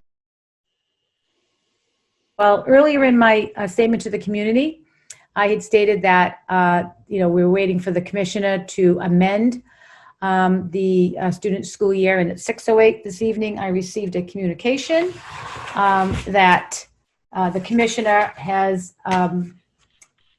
developed an MOA or MOU, a memorandum of understanding with the Massachusetts Teachers Association, the American Federation of Teachers, Massachusetts, and the Boston Teachers Union. And so he has stated that DESE agrees that school districts will have 10 additional days at the start of the 2019-21 school year before instruction of students begin to work with educators to prepare for the new school year.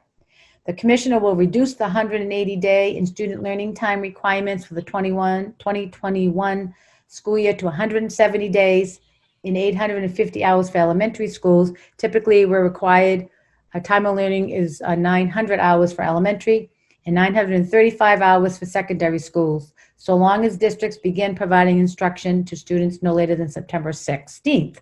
So Mike, if you clicked on the proposed return to school schedule, we worked on this up until today. We didn't have, this information. Like I said, at 6:08, I received the confirmation that the commissioner had come to this agreement. So I write here again at 6:08 this evening, we received confirmation. I won't repeat again, but it's written here for people to read again. There's 3 asterisks. We had amended this today.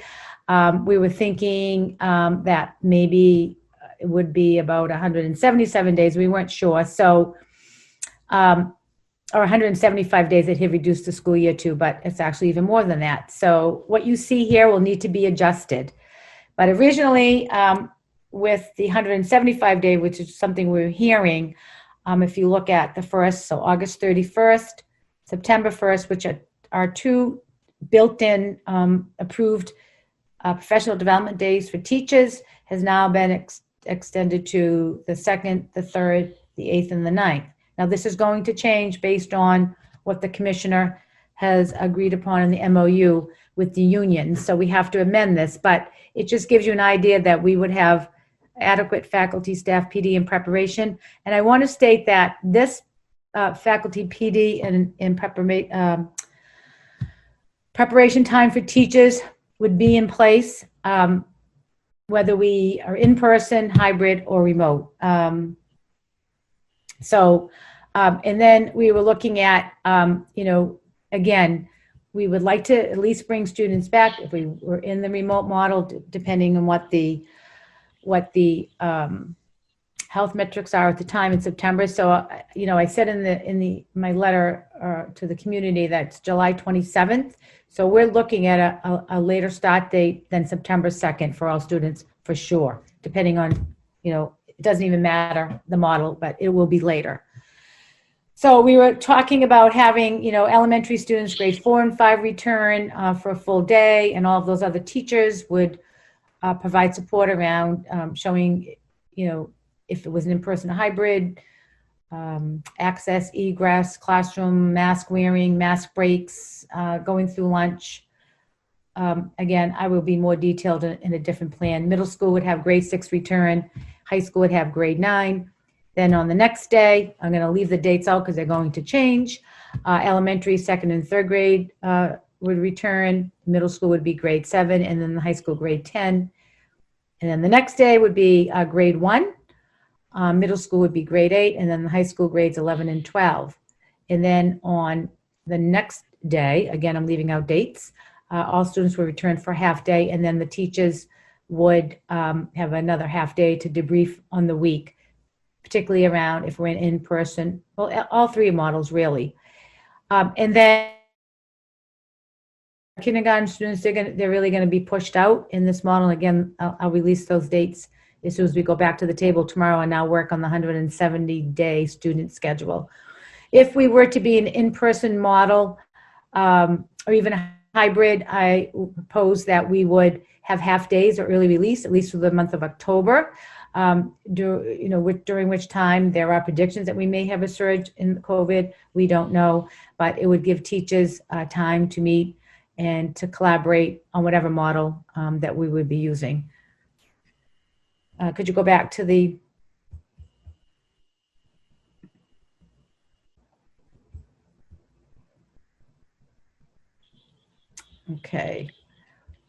Okay. So one of the things that we did was calculate time and learning. So I'm going to have Mr. Cleary talk about the time and learning. Now, again, this was based on a 177-day school year, so this will change. But just to give you an idea of how we calculate time and learning in our schools. Mr. Cleary, could you click on time and learning? And Mr. Cleary, could you please talk about the track? Thank you, Dr. Malone. Sure. Mike, can you just open that one up? Yep, it's taking its time. Okay.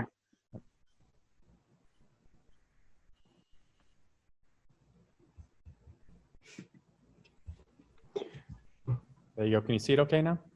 I can. Thank you. I just have to enlarge it on my screen, so just give me 1 sec. Okay. Okay, perfect. Thank you.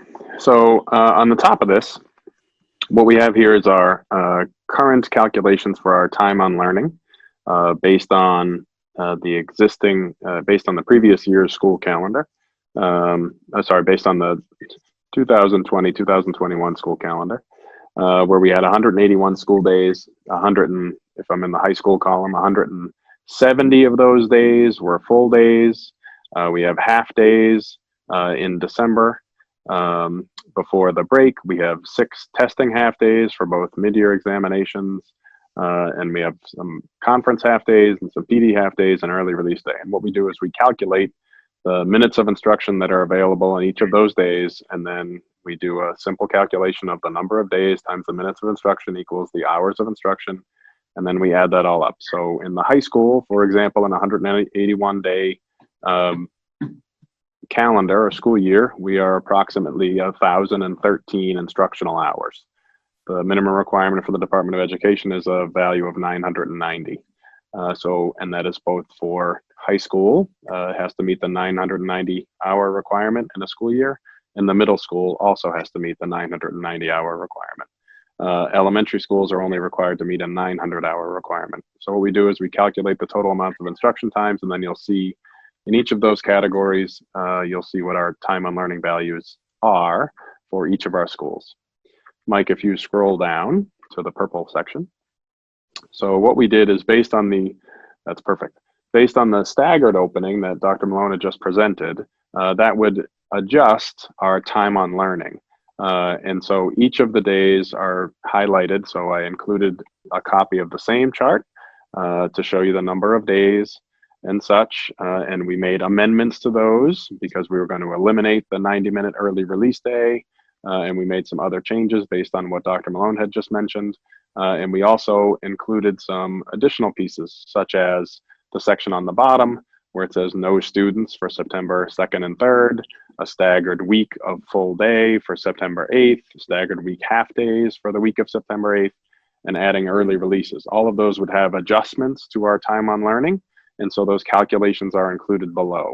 So when we had first done this calculation, when we created the staggered opening schedule, it reduced our number of instructional days from 181 down to 177. And that changed our number of hours in each of the sections. It reduced the number of hours by somewhere to the total of 40 hours or so in each section. And so we'll go back to the drawing board with this to do some additional calculations based on the new information. But this is just to give you a general sense of how the time on learning pieces are calculated and to see what our number of days of instruction, how they can be adjusted. Dr. Malone, I didn't know if you wanted any additional information on that. No, thank you very much. Sure. Just want people to understand the process. And then in person, I'm just stating once again that every student will have a Chromebook grades through 12. Next slide, please. So here is some just high level about recess. If we would have recess, there would be hand hygiene required when entering, leaving recess space, cohorting. I talked about cohorting a little bit earlier, about a grade 1 class would stay within their grade 1 class, and they would maintain 6 feet physical distancing outside. And if outdoors and physical distancing at 6 feet, no masks are required. And then, of course, we'd have regular disinfecting of playground equipment and high-touch surfaces. During lunch, if we're in an in-person hybrid model, we will serve bagged lunches for approximately the first month of school, and then we would transition to hot bag lunches.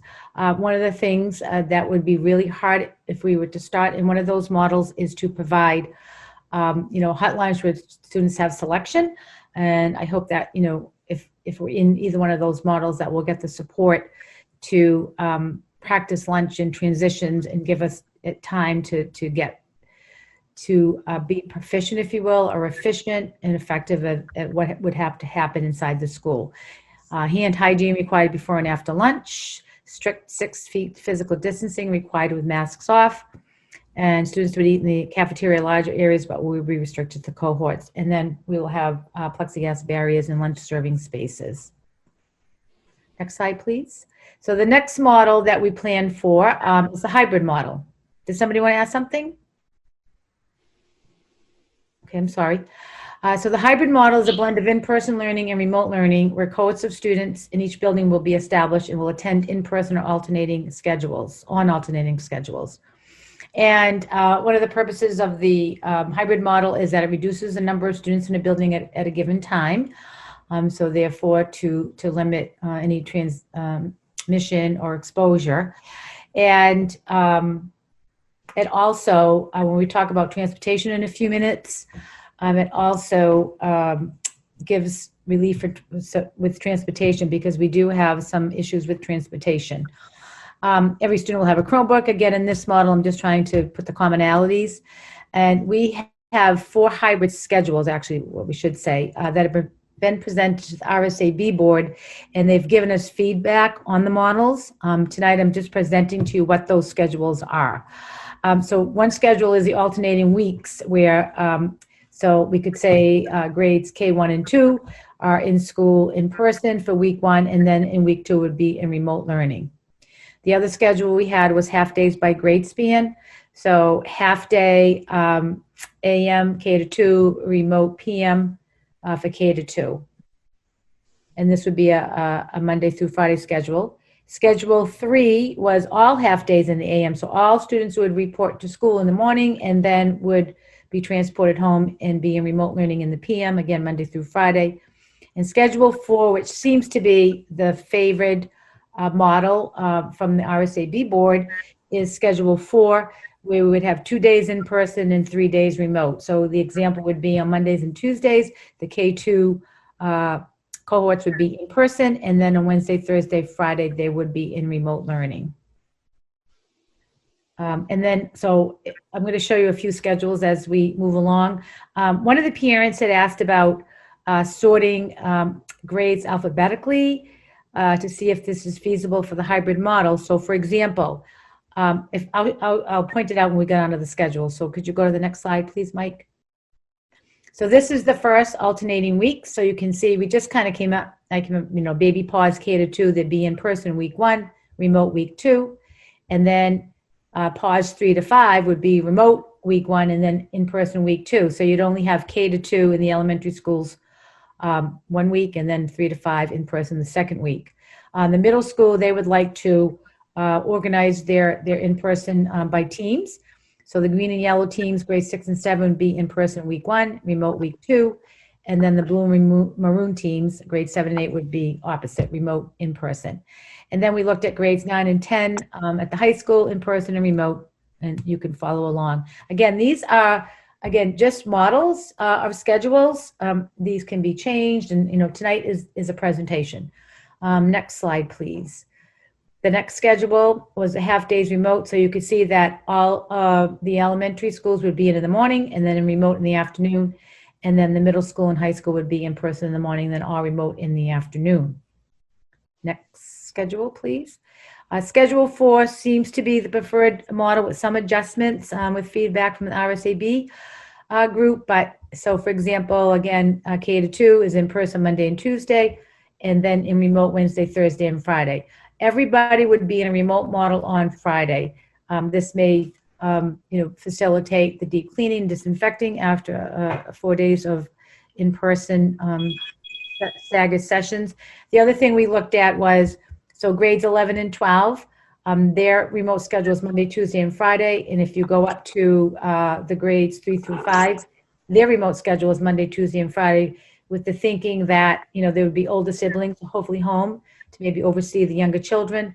The grades 9 and 10, it's Wednesday, Thursday, and Friday. And then, of course, the K to 2 is Wednesday, Thursday, Friday. So in this model here, a parent asked the discussion board, and we talked about it, whether we could provide a hybrid schedule alphabetically. So, for example, students A through M would come on certain days, and then students N through Z would come on other days. We have developed a spreadsheet of those numbers. It's really imbalanced. We just did that today, so we have to look at it deeper, and we also want to bring it to the board. But we are looking at it. It's really hard because you might end up, so say, for example, you have 3 kindergarten classes at Laura White, and all the students in the kindergarten classes, A through M, would come to school in the morning. Would come on Monday and Tuesday, and then the other students would come on Wednesday and Thursday. The class numbers are really erratic. They're not balanced. So you might have, 6 students on Monday, Tuesday, and then maybe 11 students on Wednesday, Thursday. So we have to really look at it.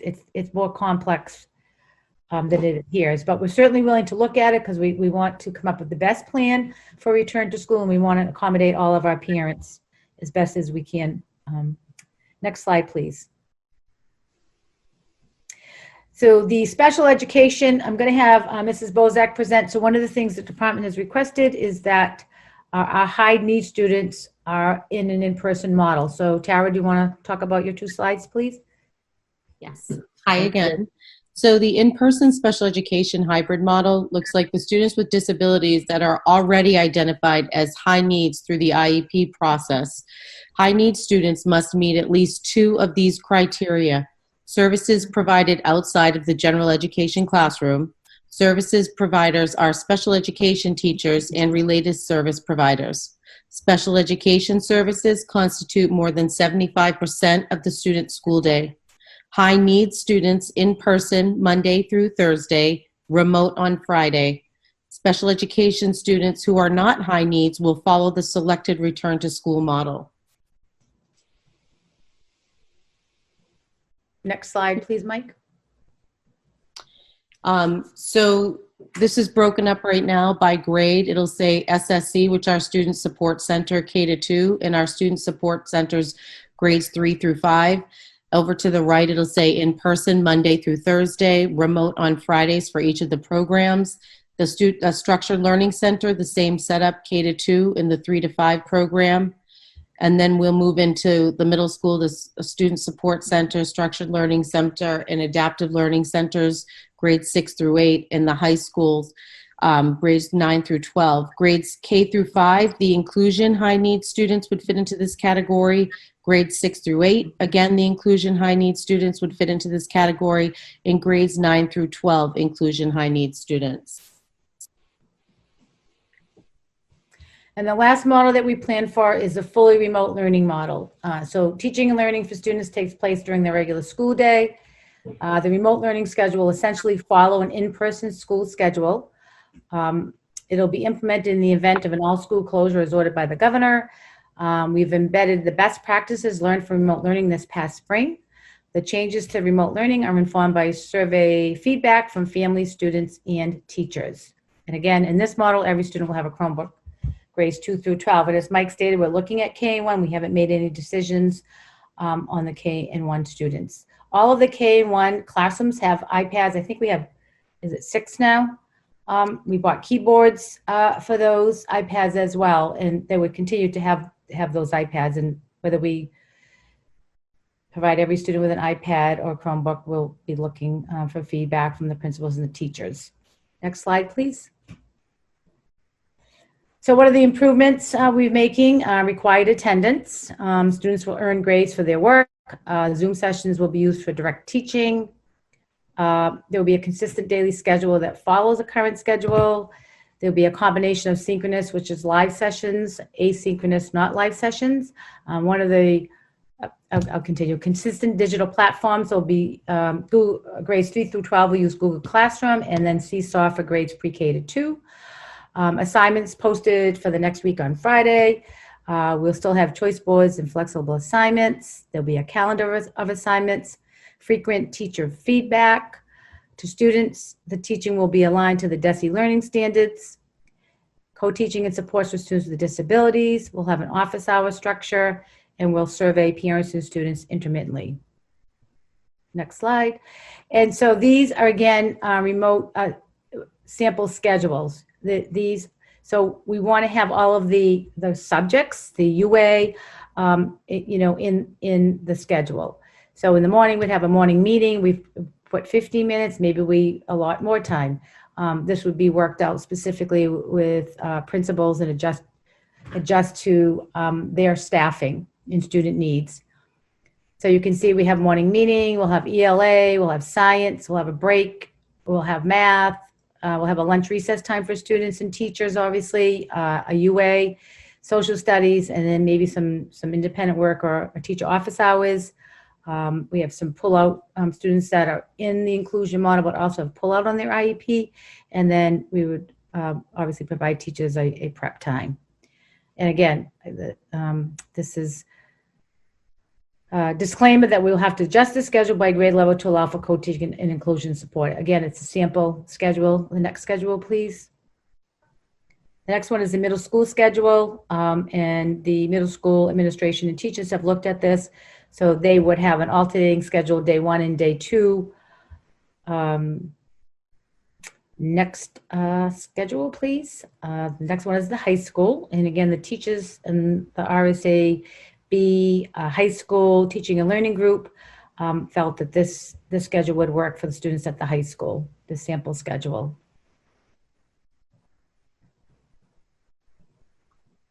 Okay, next slide.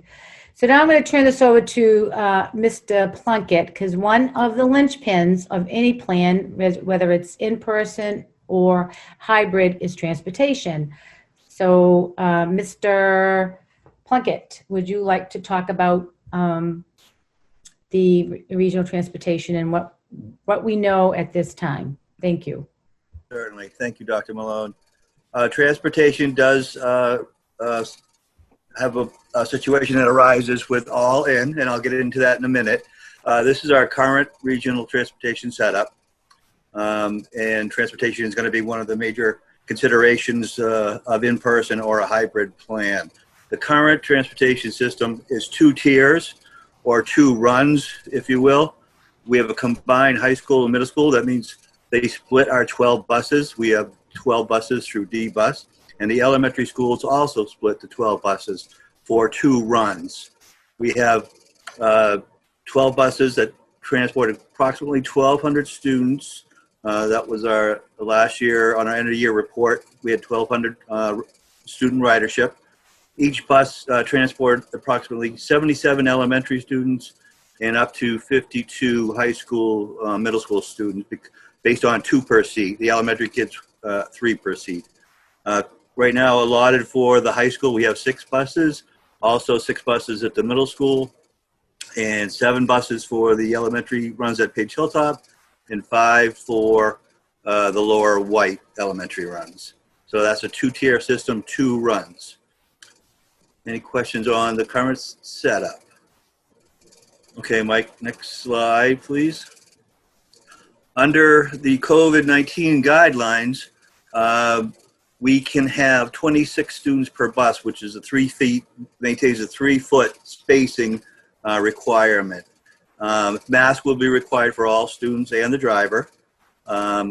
Alternated seating, assigned seating will be also required. 1 student per bench. And when you put 1 student on a bench, you have to alternate window aisle on each side of the bus. So maintain that 3 feet across the aisle as well. And the bench in front of you or behind you. So that gives us a 3-foot spacing requirement. It gets 26 kids on the bus. Windows will always be open, weather permitting, for air ventilation, and we'll also work to establish protocols for disembarking and embarking in our detailed plan for reopening. This sketch shows actually 25 students, which are the red dots, and then the 1 yellow dot is a monitor, which is recommended, and then the blue is the driver, and then again, all masks would be required for everyone on the bus. Any questions, comments, concerns on that? Okay. Now, what this looks like in our in-person model and our hybrid model is, in the in-person model, we would need to have 4 separate runs, 1 for each school, in order to do this. With 26 students on a bus, Page Hilltop would need the most buses at 16, the high school at 14, middle school at 15, Laura White at 11. The problem is we are contracted for 12 buses with D. They cannot acquire more buses for us. They say they're not available, and they will not acquire more buses because if we ended up closing, they would be saddled with these extra buses and extra expenses. So they're very leery of doing that. Again, we'd have to look at, if we did go with the all in-person, we would have to do double runs on top of adding 4 more buses. We would need to acquire 4 more buses. I've reached out to NRT, which is one of the big busing companies in the area, and they're looking into securing us 4 more buses for the upcoming school year, which we can add to our fleet with the D buses. But D is only going to provide 12. For the hybrid model, again, this is based on maximum enrollment that we have. So we know not everyone is going to ride, but we're doing our initial planning with all on total enrollment. So again, we would need 4 separate runs for the hybrid model, and we would need 8 buses maximum. Page Hilltop requiring 8, high school and middle school 7 each, and Laura White 6 buses. With this setup, we may be able to get down to 2 tiers if the numbers allow it. We're going to be registering families to have their students riding the bus, a bus pass, if you will. And if we find that the numbers will allow us to do a 2-tier or a 2-run setup for the hybrid model, we will go to that. So we'd only have 2 different we could have the same starting time for the high school and middle school and for the elementary schools. Again, if the numbers allow through the registration, or if we can secure 2 more buses through NRT or another provider, we could do this on a 2-tier system if we secure 2 more buses as well. Okay. And lastly, that leads me into the registration, which we're going to do this week on Thursday. We'd like to send that out And this is going to determine ridership. Again, this is not a lock-in. We know as a regional district, we need to provide transportation to all of our students they're all eligible. So this will be for planning purposes. And if there are any changes during the year, as in with the changing from remote to in-person in the learning models, we would require a sufficient transition period to switch them back. If they had initially said they weren't going to ride the bus and then they wanted to, we would need time to plan for that transition. So any questions, comments, concerns? Okay, thank you.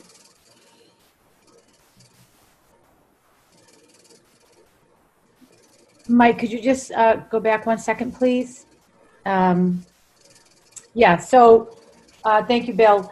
And so as you can see, the transportation operation of the district is complex and challenging. And so we are working on that as well. And I'm certain that we will find a solution and model that will work for everyone.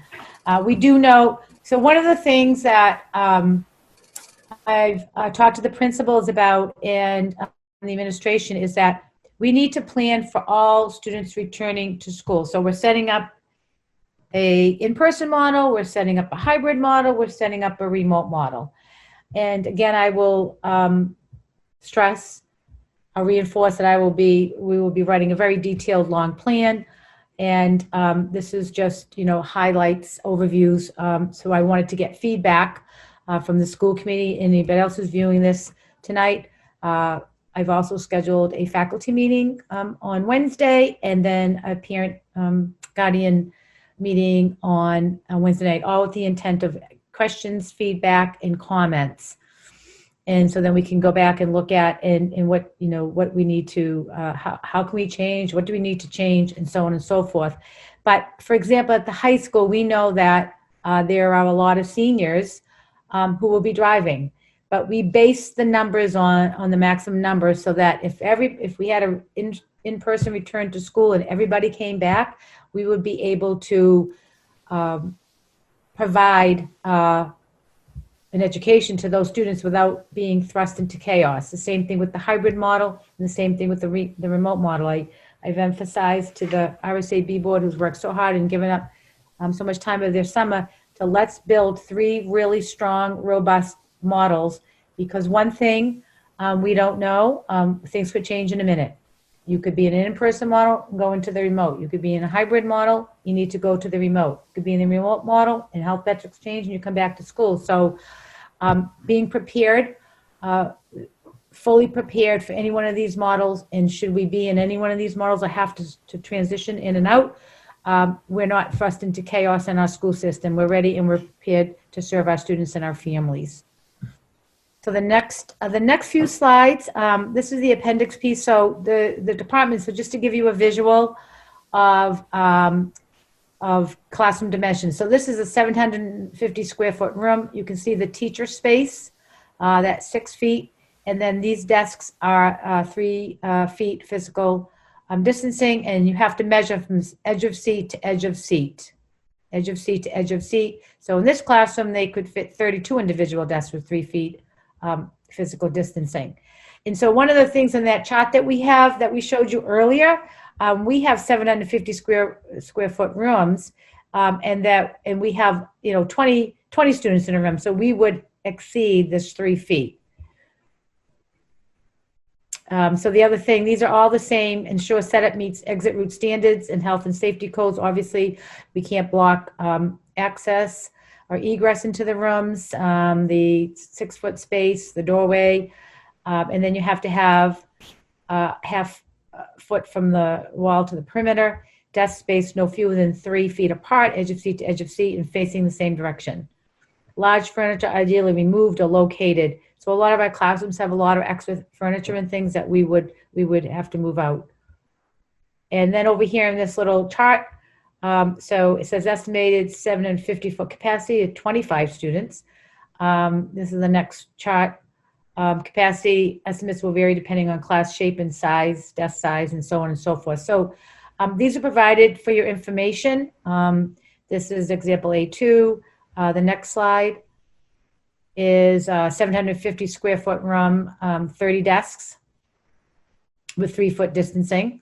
And again, a lot of our rooms are either 750 or larger. So we're going to be able to meet the minimum and exceed it in many cases in our classrooms. And particularly, if parents decide they're going to choose a remote learning option, or if they decide to homeschool, whatever other options, we don't know. And this whole situation is just day to day, minute to minute, hour to hour. As I told you earlier in the presentation, at 6:08, I received notification that the commissioner did agree to reduce the school year to 170. He had kept superintendents informed since the very beginning that this was something that he would be amendable to. But, I had a presentation ready, and at 6:08, the presentation now needs to be amended. And that's okay. We'll be flexible and we'll go with it, because that's a good thing, reducing the class size. Next slide, please.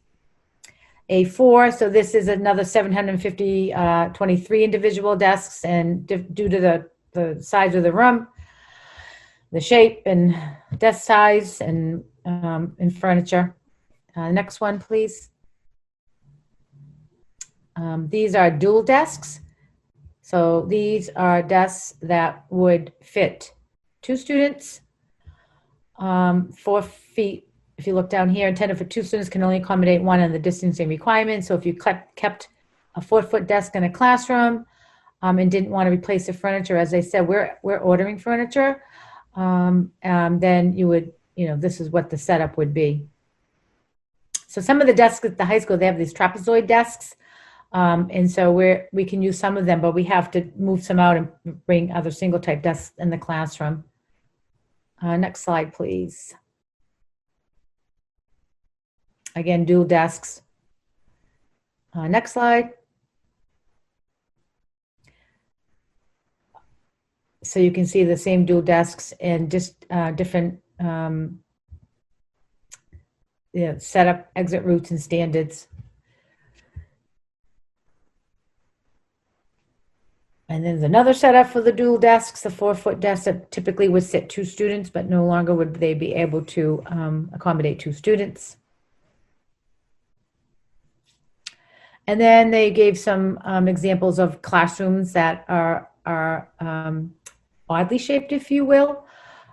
Still a 750 square foot room, 30 feet at its widest, 20 at its narrowest, and that would fit 27 desks with 3 feet in physical distancing. So the same size room, but fewer desks depending on the shape of the room.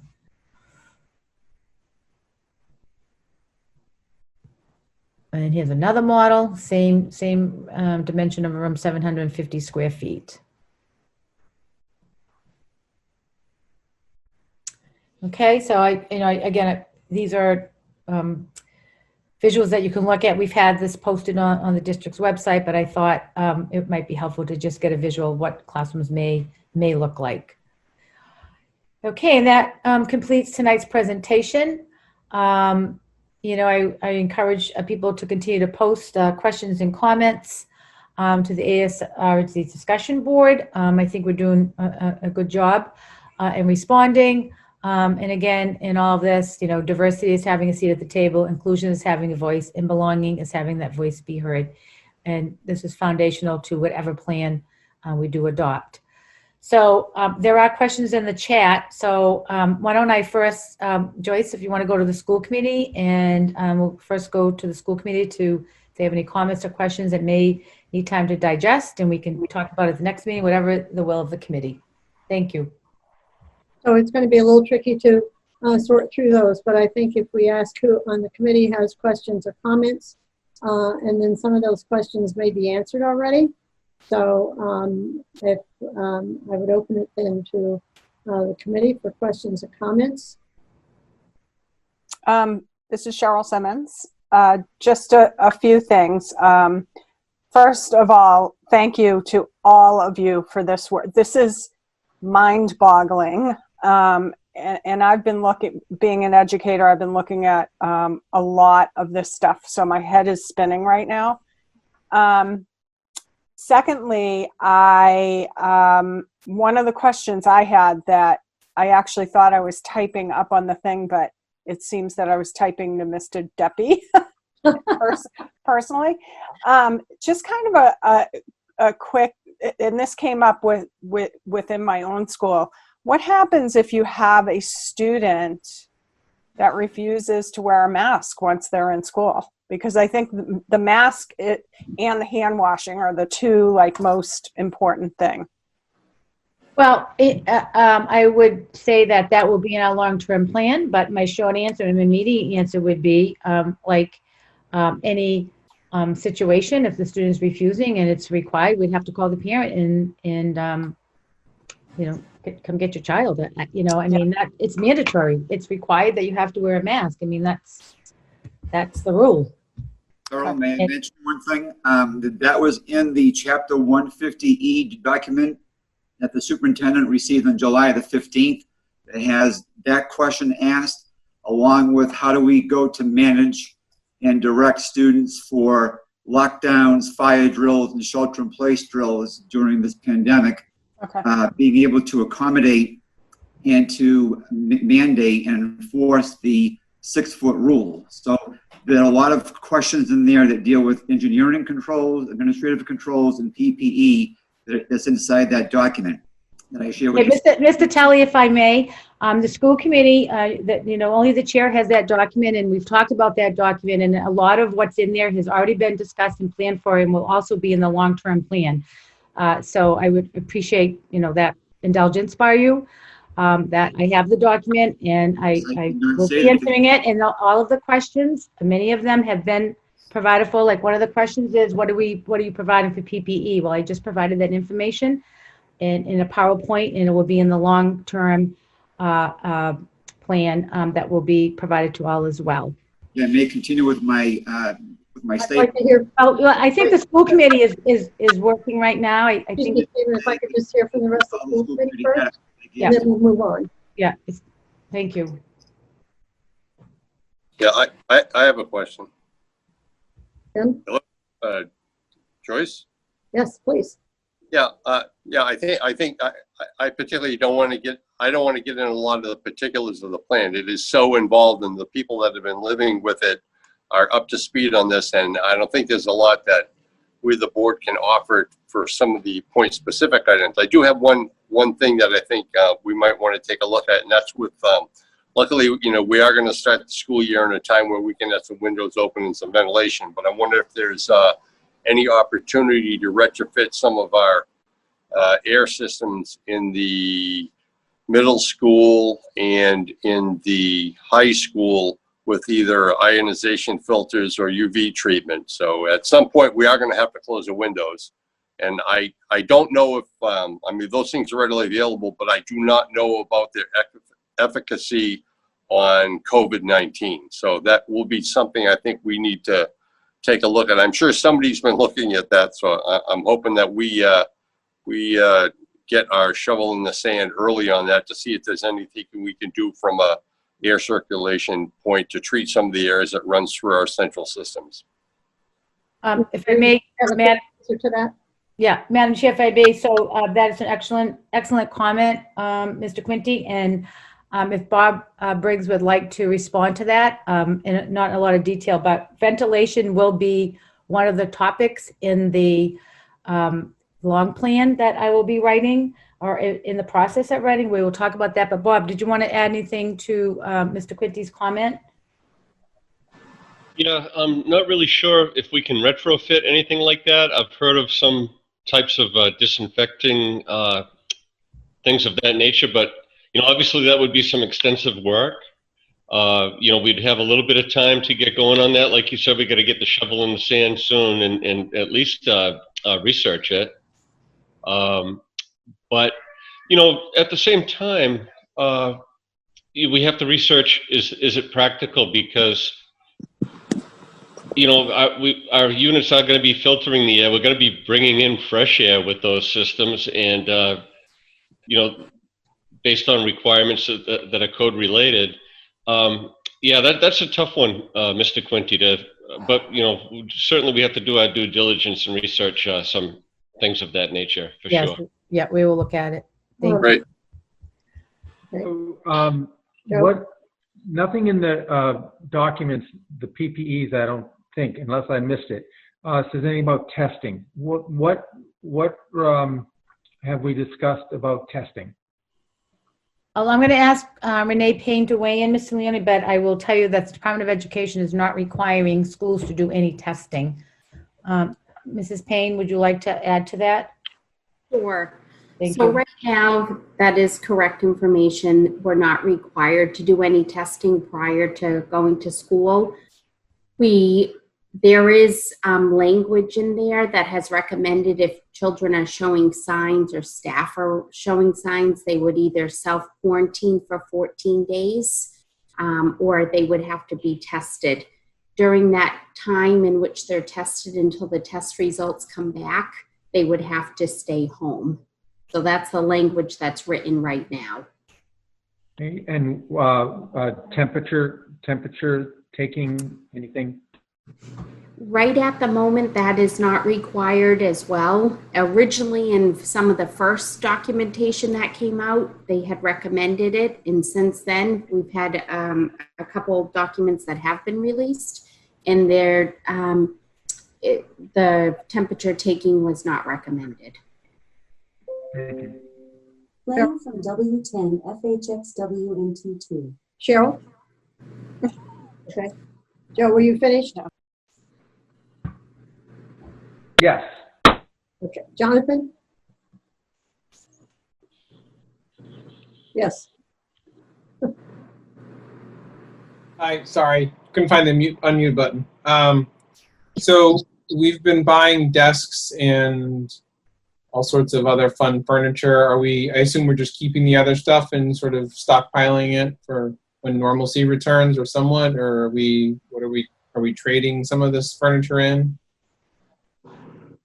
No, so one of the questions in the chat, I'll address it right now, is about the tables. So we will be replacing those, and we will keep those tables until such time we return to normalcy in our school system. Does that answer your question, Mr. DeForge? Yep. Yes, Okay. thank you. Yeah. Anything else, Jonathan? No, I'm good, thank you. I appreciate everyone's work on this. Michelle? I just want to call on everybody so that they don't think they're going to get lost. Oh, here I'm talking with the mute button on. I'm sorry. So first of all, again, I want to thank everyone for all your work. This is, I'm sure, such a frustrating time for you because what might look possible today might not be possible tomorrow. And we all know that this can change on a dime. But one of my questions is, are there any classrooms that are shared, or most teachers assigned to one classroom? Does that make sense?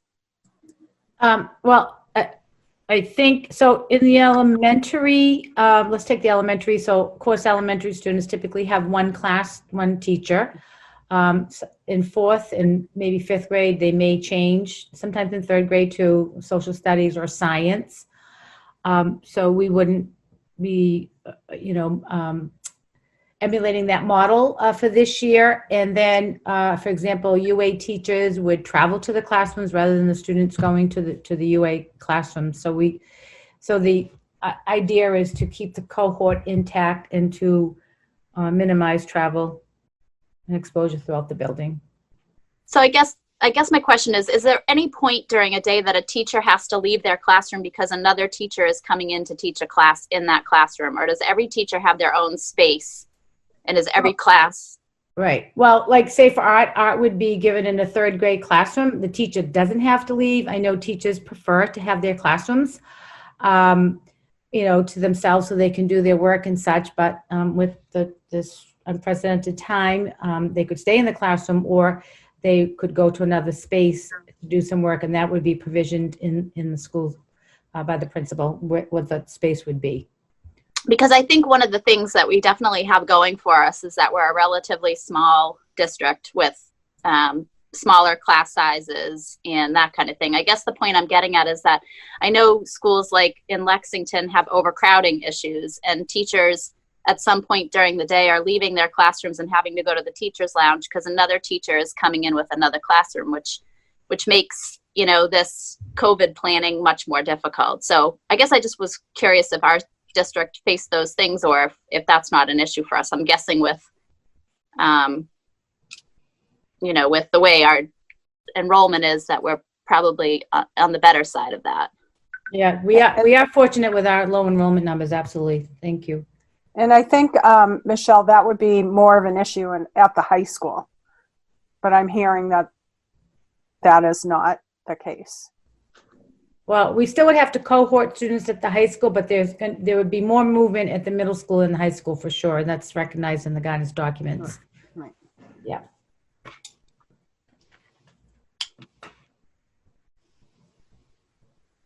Joyce, can I ask another question? Would you please? Yeah, after looking at all the layouts of the classrooms, it's just what popped in my head. I don't know what has been done with the music program. It presents its own challenges, and I didn't know whether it would be possible to maintain the music program and have instead of having the musicians on the stage for practices, be spread out throughout the auditorium, and Mr. K could run things from the stage. Has there been any discussion about music program? Yes, and the commission had just released that guidance on Friday. And, you know, we will have a plan. It's not going to be the same, but we can have some chorus and some music. I don't have the specifics right now, Mr. Quinty, but okay. I can look them up for you. 1 second. No, you can just skip it. I'm just glad to see that it's a part of the discussion. I certainly not expecting an answer today. Yeah, there is. And again, that would be in the, you know, the comprehensive plan that would be presented to all once we get all the feedback and questions. Yeah. Anyone else from the committee? So without going into all the questions individually, but someone can jump in if they have one. It looks like that some of the major concerns were the 3 feet versus the 6 foot spacing. And it's nice that Desi thinks that the teacher is going to be at the front of the room and never leave the front of the room to walk between the desks. So I didn't know what the discussion might be on that. And there's quite a few questions, it looks like, on the Zoom chat, group chat to that effect. So is there any you know, ability on that? Yeah, so we're going to strive for the maximum distance in the classrooms, but there is the 3 foot minimum. And so the students grades 2 and up will be wearing a mask. I'll actually go around, and one of the questions was for the students in kindergarten and first grade that don't wear masks, does it have to be 6 feet apart? In the FAQs, we're going to strive for that, Jan, but it's not required. Steve, I addressed your question on the agreement document that you sent to me. We've talked about the Chromebooks in grade 1 that we're in the process of discussing. Mike has said we will give Chromebooks to grade 1. Let's see. We know at the high school we have classes that electives particularly that students in 9th through 12 may be in. We know they're mixed. The hybrid model does reduce the numbers of students in the building, but do not densify the classrooms. Well, if we had a hybrid model, then we would look at spreading those classrooms out. Again, this presentation tonight was the 3 models that we've all been working on, the RSAB, and some of the highlights of those models and what it would look like. Grade 1 will need instruction for using Chromebooks. Yes, understand that. Need to take into account there are many classes on one floor during a hybrid model using the same bathroom. Yes, we've talked about that. We have plans for that, using the bathrooms and the cleaning of those facilities. How does the model for special education students work for students that also attend gen ed classes? I think in Mrs. Bozak's plan, what we said that students that are in the inclusion model would follow whatever plan we determine in your schedules within the middle school. You would facilitate for those students going into the class as their IEP requires. The governor ordering is not the only criterion for remote learning. That's true. So my comment was that a remote model we could go to remote. We could be in an in-person or a hybrid model, and the governor could order all schools closed to resurgence, and that's why we want to have a strong remote model to put in place should that be the case for that. Understand that some of the districts are going remote until the end of September, October. When did we decide anything on our subgroups? So we're accommodating our high need students. That was the plan. Again, this is a presentation. Remote learning. There is a lot of screen time for younger kids. We'll try to balance it. Certainly, how will the special ed model work when looking at inclusion times with SLC students? So again, those are good questions. Are the paraprofessionals included when looking at numbers of people in the gen ed classrooms? Typically, my students are in and out of classrooms throughout the day. Will we have protocols in place? Yes, we'll keep that question. As you know, this meeting is being recorded, and we'll keep those questions in the chat. Those are good questions from that teacher. Okay, asking for data assimilate in school when we get to that point. If we can do that, we certainly can. It's a great suggestion. So the students, masks are not on from the time on the bus until they leave for the day. So we will be giving mask breaks. So the students have to keep their mask on the bus according to the guidelines. And then they would come into school and there would be a mask break. I don't know, maybe one or two. We haven't really scheduled those. We know we have to have mask breaks. There'll be a mask break at lunch, and there'll be a mask break when students go outside. As I've reiterated or communicated to the RSAB group, even middle school and high school students need to get out and get fresh air during the day. So they won't have bus on from the time until they leave for the day. The additional furniture, we'll worry about where we're going to house that in storage, but thank you for the question. There are guidelines for those special education students that require small vans and monitor support due to behavior. We'd have to follow the same guidelines in the vans. That are required on the bus, and that is put in the guidance document. Again, all of these documents are available to everyone on the district website.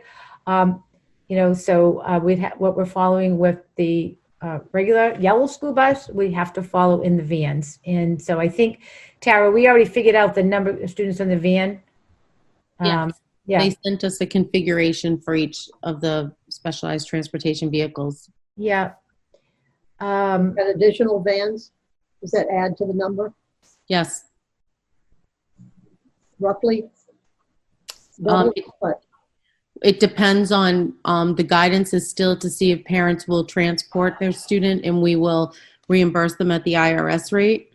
So we have some families that are doing that this summer, so it's going to depend. We'll know more about that probably the second week of August, how many decide to use specialized transportation. Cheryl, It would- say My something? guess is it'll increase it by 3 times. Okay, thank you. Thank you. Sorry to jump in on that. Oh, it's okay. No, that's good. Just had the moment.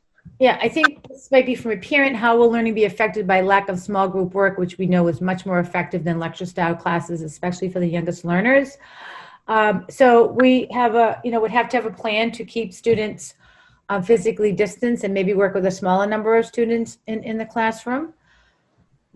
Why was the minimum of 3 foot decided? I'm disappointed to hear that classrooms will only be distanced by the bare minimum, knowing children, the bare minimum being 4. So we provided you with, a chart. We went around to the schools with the minimum 3 feet, how many desks we could fit. We're going to strive to get as close as we can to the 5 or 6 feet. And that information will be specifically provided should we go to the model of in-person or hybrid, what those distances would be in the classrooms. I answered the question about the rooms that have, that don't have desks. Yeah, Framingham, Worcester, the second largest city, has opted against remote learning to start the academic year. In contrast to Framingham model, Worcester Public, the second largest city in the Commonwealth, has opted against remote learning. That's true. Thank you. Students with sensory issues, are masks mandatory for them as well. Tara, you want to answer that question? But students, there are going to be students that are not going to be able to wear masks due to either medical issues or sensory issues. Or behavioral issues. Though we haven't had that happen yet. We've been continuing to practice with the students that have been bringing them in or that we've been providing them. But the guidance is if we do have a note that states that the student cannot wear the mask, then we are to follow that note, that guidance from the. And in those cases, the teachers would be wearing the face shields. Yes. Yeah, when the students can't wear the masks. What will cohorts look like for special education students? Again, that question, that's a very detailed questions, but you will look in that within your own building with your principals, depending on how they do the schedule to that person at the middle school. What are thoughts on implementing IEPs and 504s remotely? Will the district provide the needed equipment? That's a good question. Will we provide the needed equipment? So I guess specifically, Tara, could this person be clearer? Or? Well, we will definitely honor remote plans. If a parent requests that we do remote learning, we will honor the remote learning if the student's on an IEP. I'm thinking maybe when you mean equipments, you're making sure that we have like the Chromebooks and maybe manipulatives that you would need at home. We would work really closely with whatever you needed to get what you needed to ensure that your child was able to access the curriculum via remote learning. Will there be a plan distributed to parents that spells out what happens when a student or teacher in the group comes up positive? Absolutely. That will be in the comprehensive written plan. And so the plan, so as I stated earlier, we'll have a faculty meeting on Wednesday. A lot of faculty are on here tonight. We're getting a lot of questions from faculty here tonight, but we'll have another meeting on Wednesday with the faculty to get their feedback, comments, and questions to inform our comprehensive plan and to inform our thinking and things that maybe we need to consider. Teachers are in the ground in the schools. And then another meeting with the parents. And then we will have a long-term plan for the models, a comprehensive plan, and then at some point the decision will be made. I suppose I will be recommended to the school committee what I think, or what the district thinks, or the RSA board thinks for a plan, and then the school committee needs to vote on the plan moving forward. So again, to hope, I know people are getting very anxious. It's July, it's almost the start of August, but as you've seen, the school year is going to be delayed for students by 10 days because now teachers, their school year has been reduced to 170. So again, we're not going to be starting students. The final day that students' instruction needs to start is September 16th. So we have plenty of I should say plenty of time, but we still have time. And we still want to watch the metrics. We want to get reports. We want to work with the local boards of health. Teachers will have, or parents will have time to get supplies in school clothes because of the delayed opening due to the school year being shortened.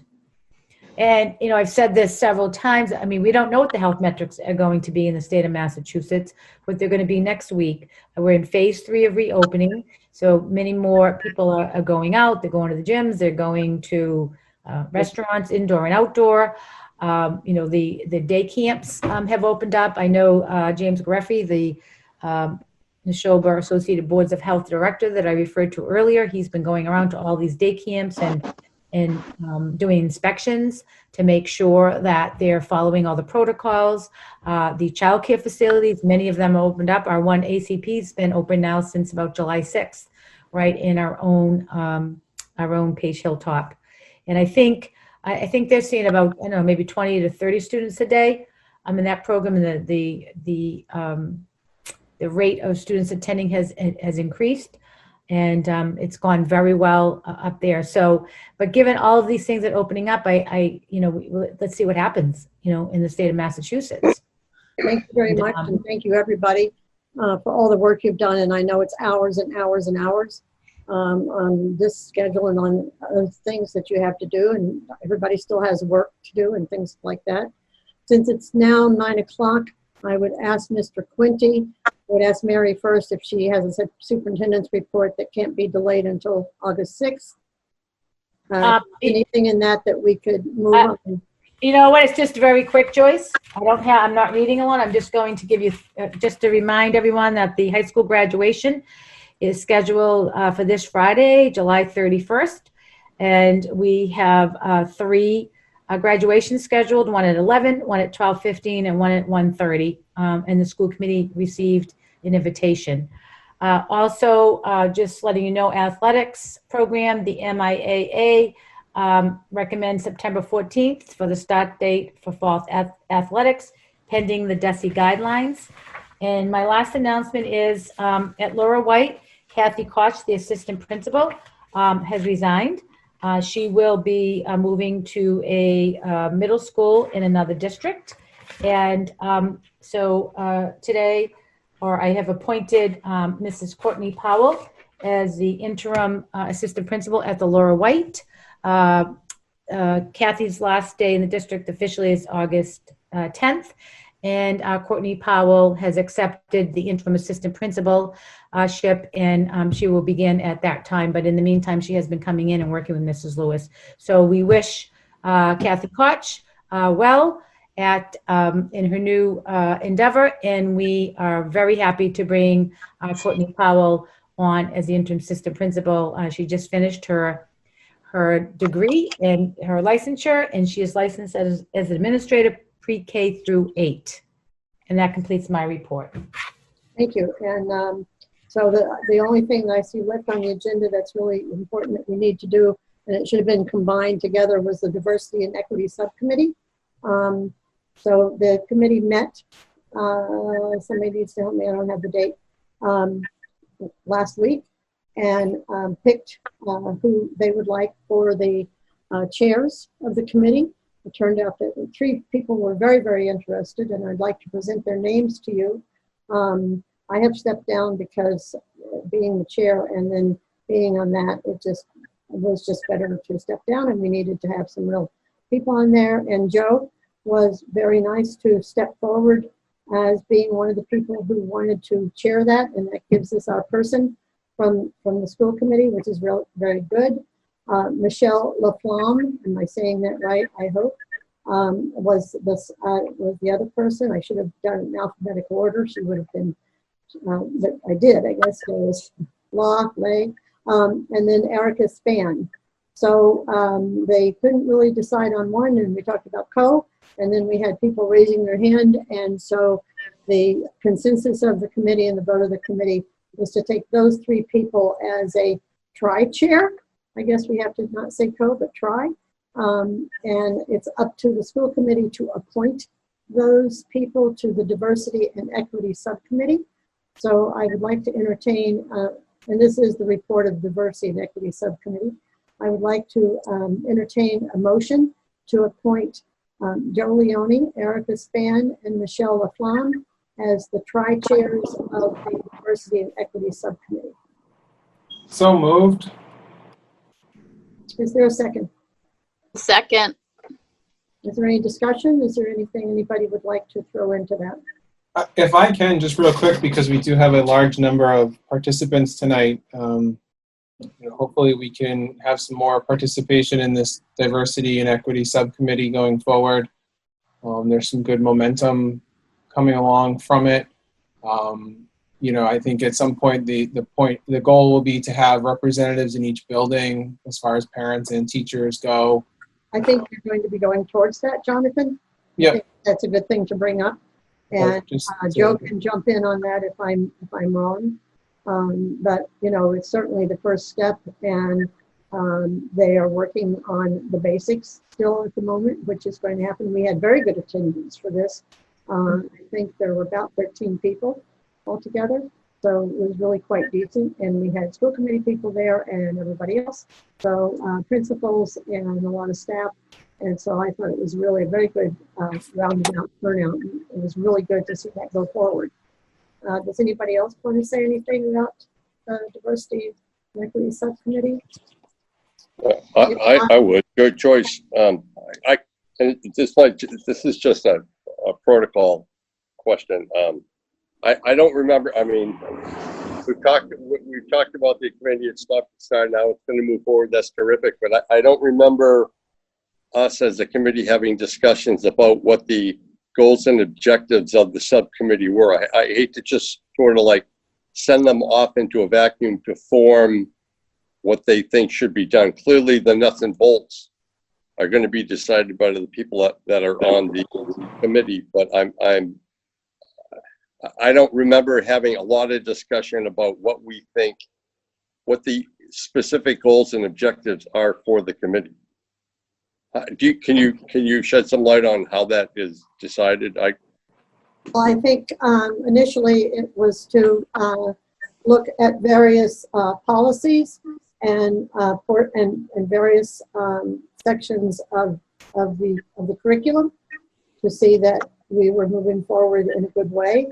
And so listening to the focus, and I'm sitting here, I'm thinking, Joe, did you have it word for word as to what the focus was going to be or the goal was going to be?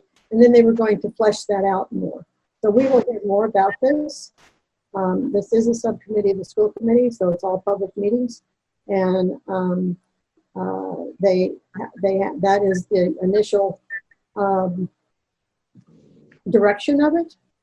So, so we have direction more than we have actual goals at this point, I think. Well, the committee put together a mission statement, and they're working on objectives, and they're very organized in that respect to things that they want to accomplish. The disconnect a little bit between the school committee and the subcommittee, you know, obviously due to COVID, you know, I think might be part of the confusion. The committee worked together a lot before, you know, before we actually got back together, and the last two meetings have been extremely productive. So when we have more time to do a more formal presentation of what the committee is doing at a school committee meeting, I think we can do that. But you know, at this point, I think there's a good goal. The basic goal of those things is to make sure that all kids are treated fairly, to be aware of instances of where kids are not being particularly treated with equity, and their diversity is not appreciated. They want to do some education with respect to staff and students, and they're looking at a whole lot of things.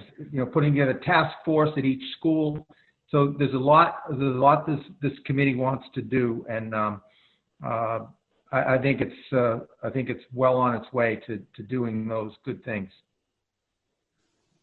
Thank you, Joe.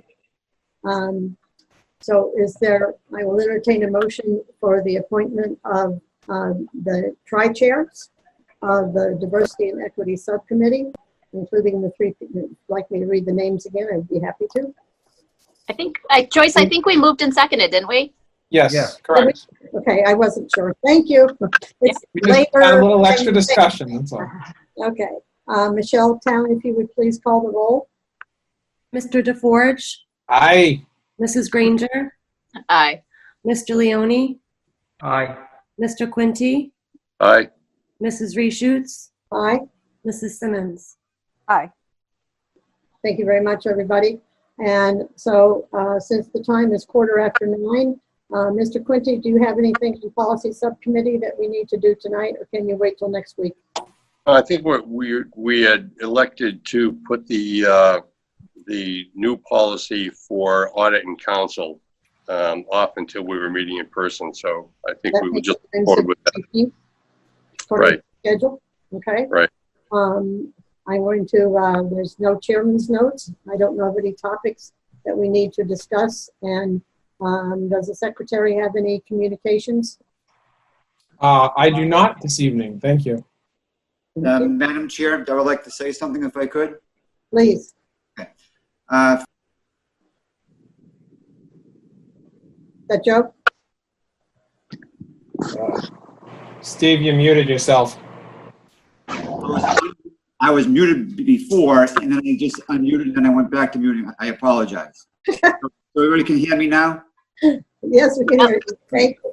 Right, so I just wanted it to be in the notes that ASRIA Inc. On June the 30th met and reviewed the recommendations from the DESE, from the guidelines, on the June 25th guidelines.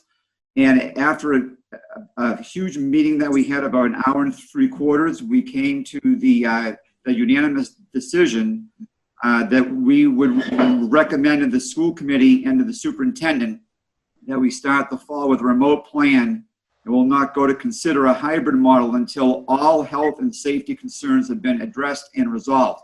A lot of the stuff that the superintendent was mentioning tonight was great as far as in theory and so on, but the word health and the word safety I did not hear too often in those comments. So I would like to have it noted that that is our official stance as the E-Board, and we're going to poll our members again this week to get an official account of that. And not just myself, but other regional folks in my role as president, they're going to make a letter to send to their school committees and school superintendents around the region, Shirley being one of them, stating such a recommendation. So again, that would give us, we all want to go back to school in the physical buildings. Who does not, right? We all want to see our kids. We want to do so in a safe and a healthy manner. And so at that point in time, there's a lot to go through. I'd just like to add just one more piece of Dr. Malone. She mentioned about after you go to vote and see the school committee what plan you want to go with. We still have to have an MOA, a memorandum of agreement that will change the working conditions, et cetera, for our dues payers and members of our unit. And that all an MOA needs to be made for all three models. Thank you very much. Thank you, Steve. Thank you very much. I'm glad everybody was here tonight and your input is invaluable. And is there anything else to come before the committee? If not, I will entertain a motion to adjourn at 9:15. Motion to adjourn.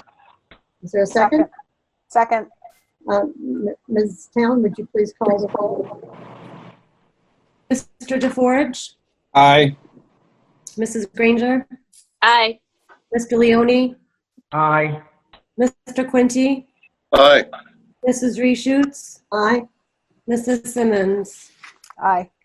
And I want to thank everybody for coming, and thank you so much for all the work, and we're all in this together. So we will make it work. Thank you.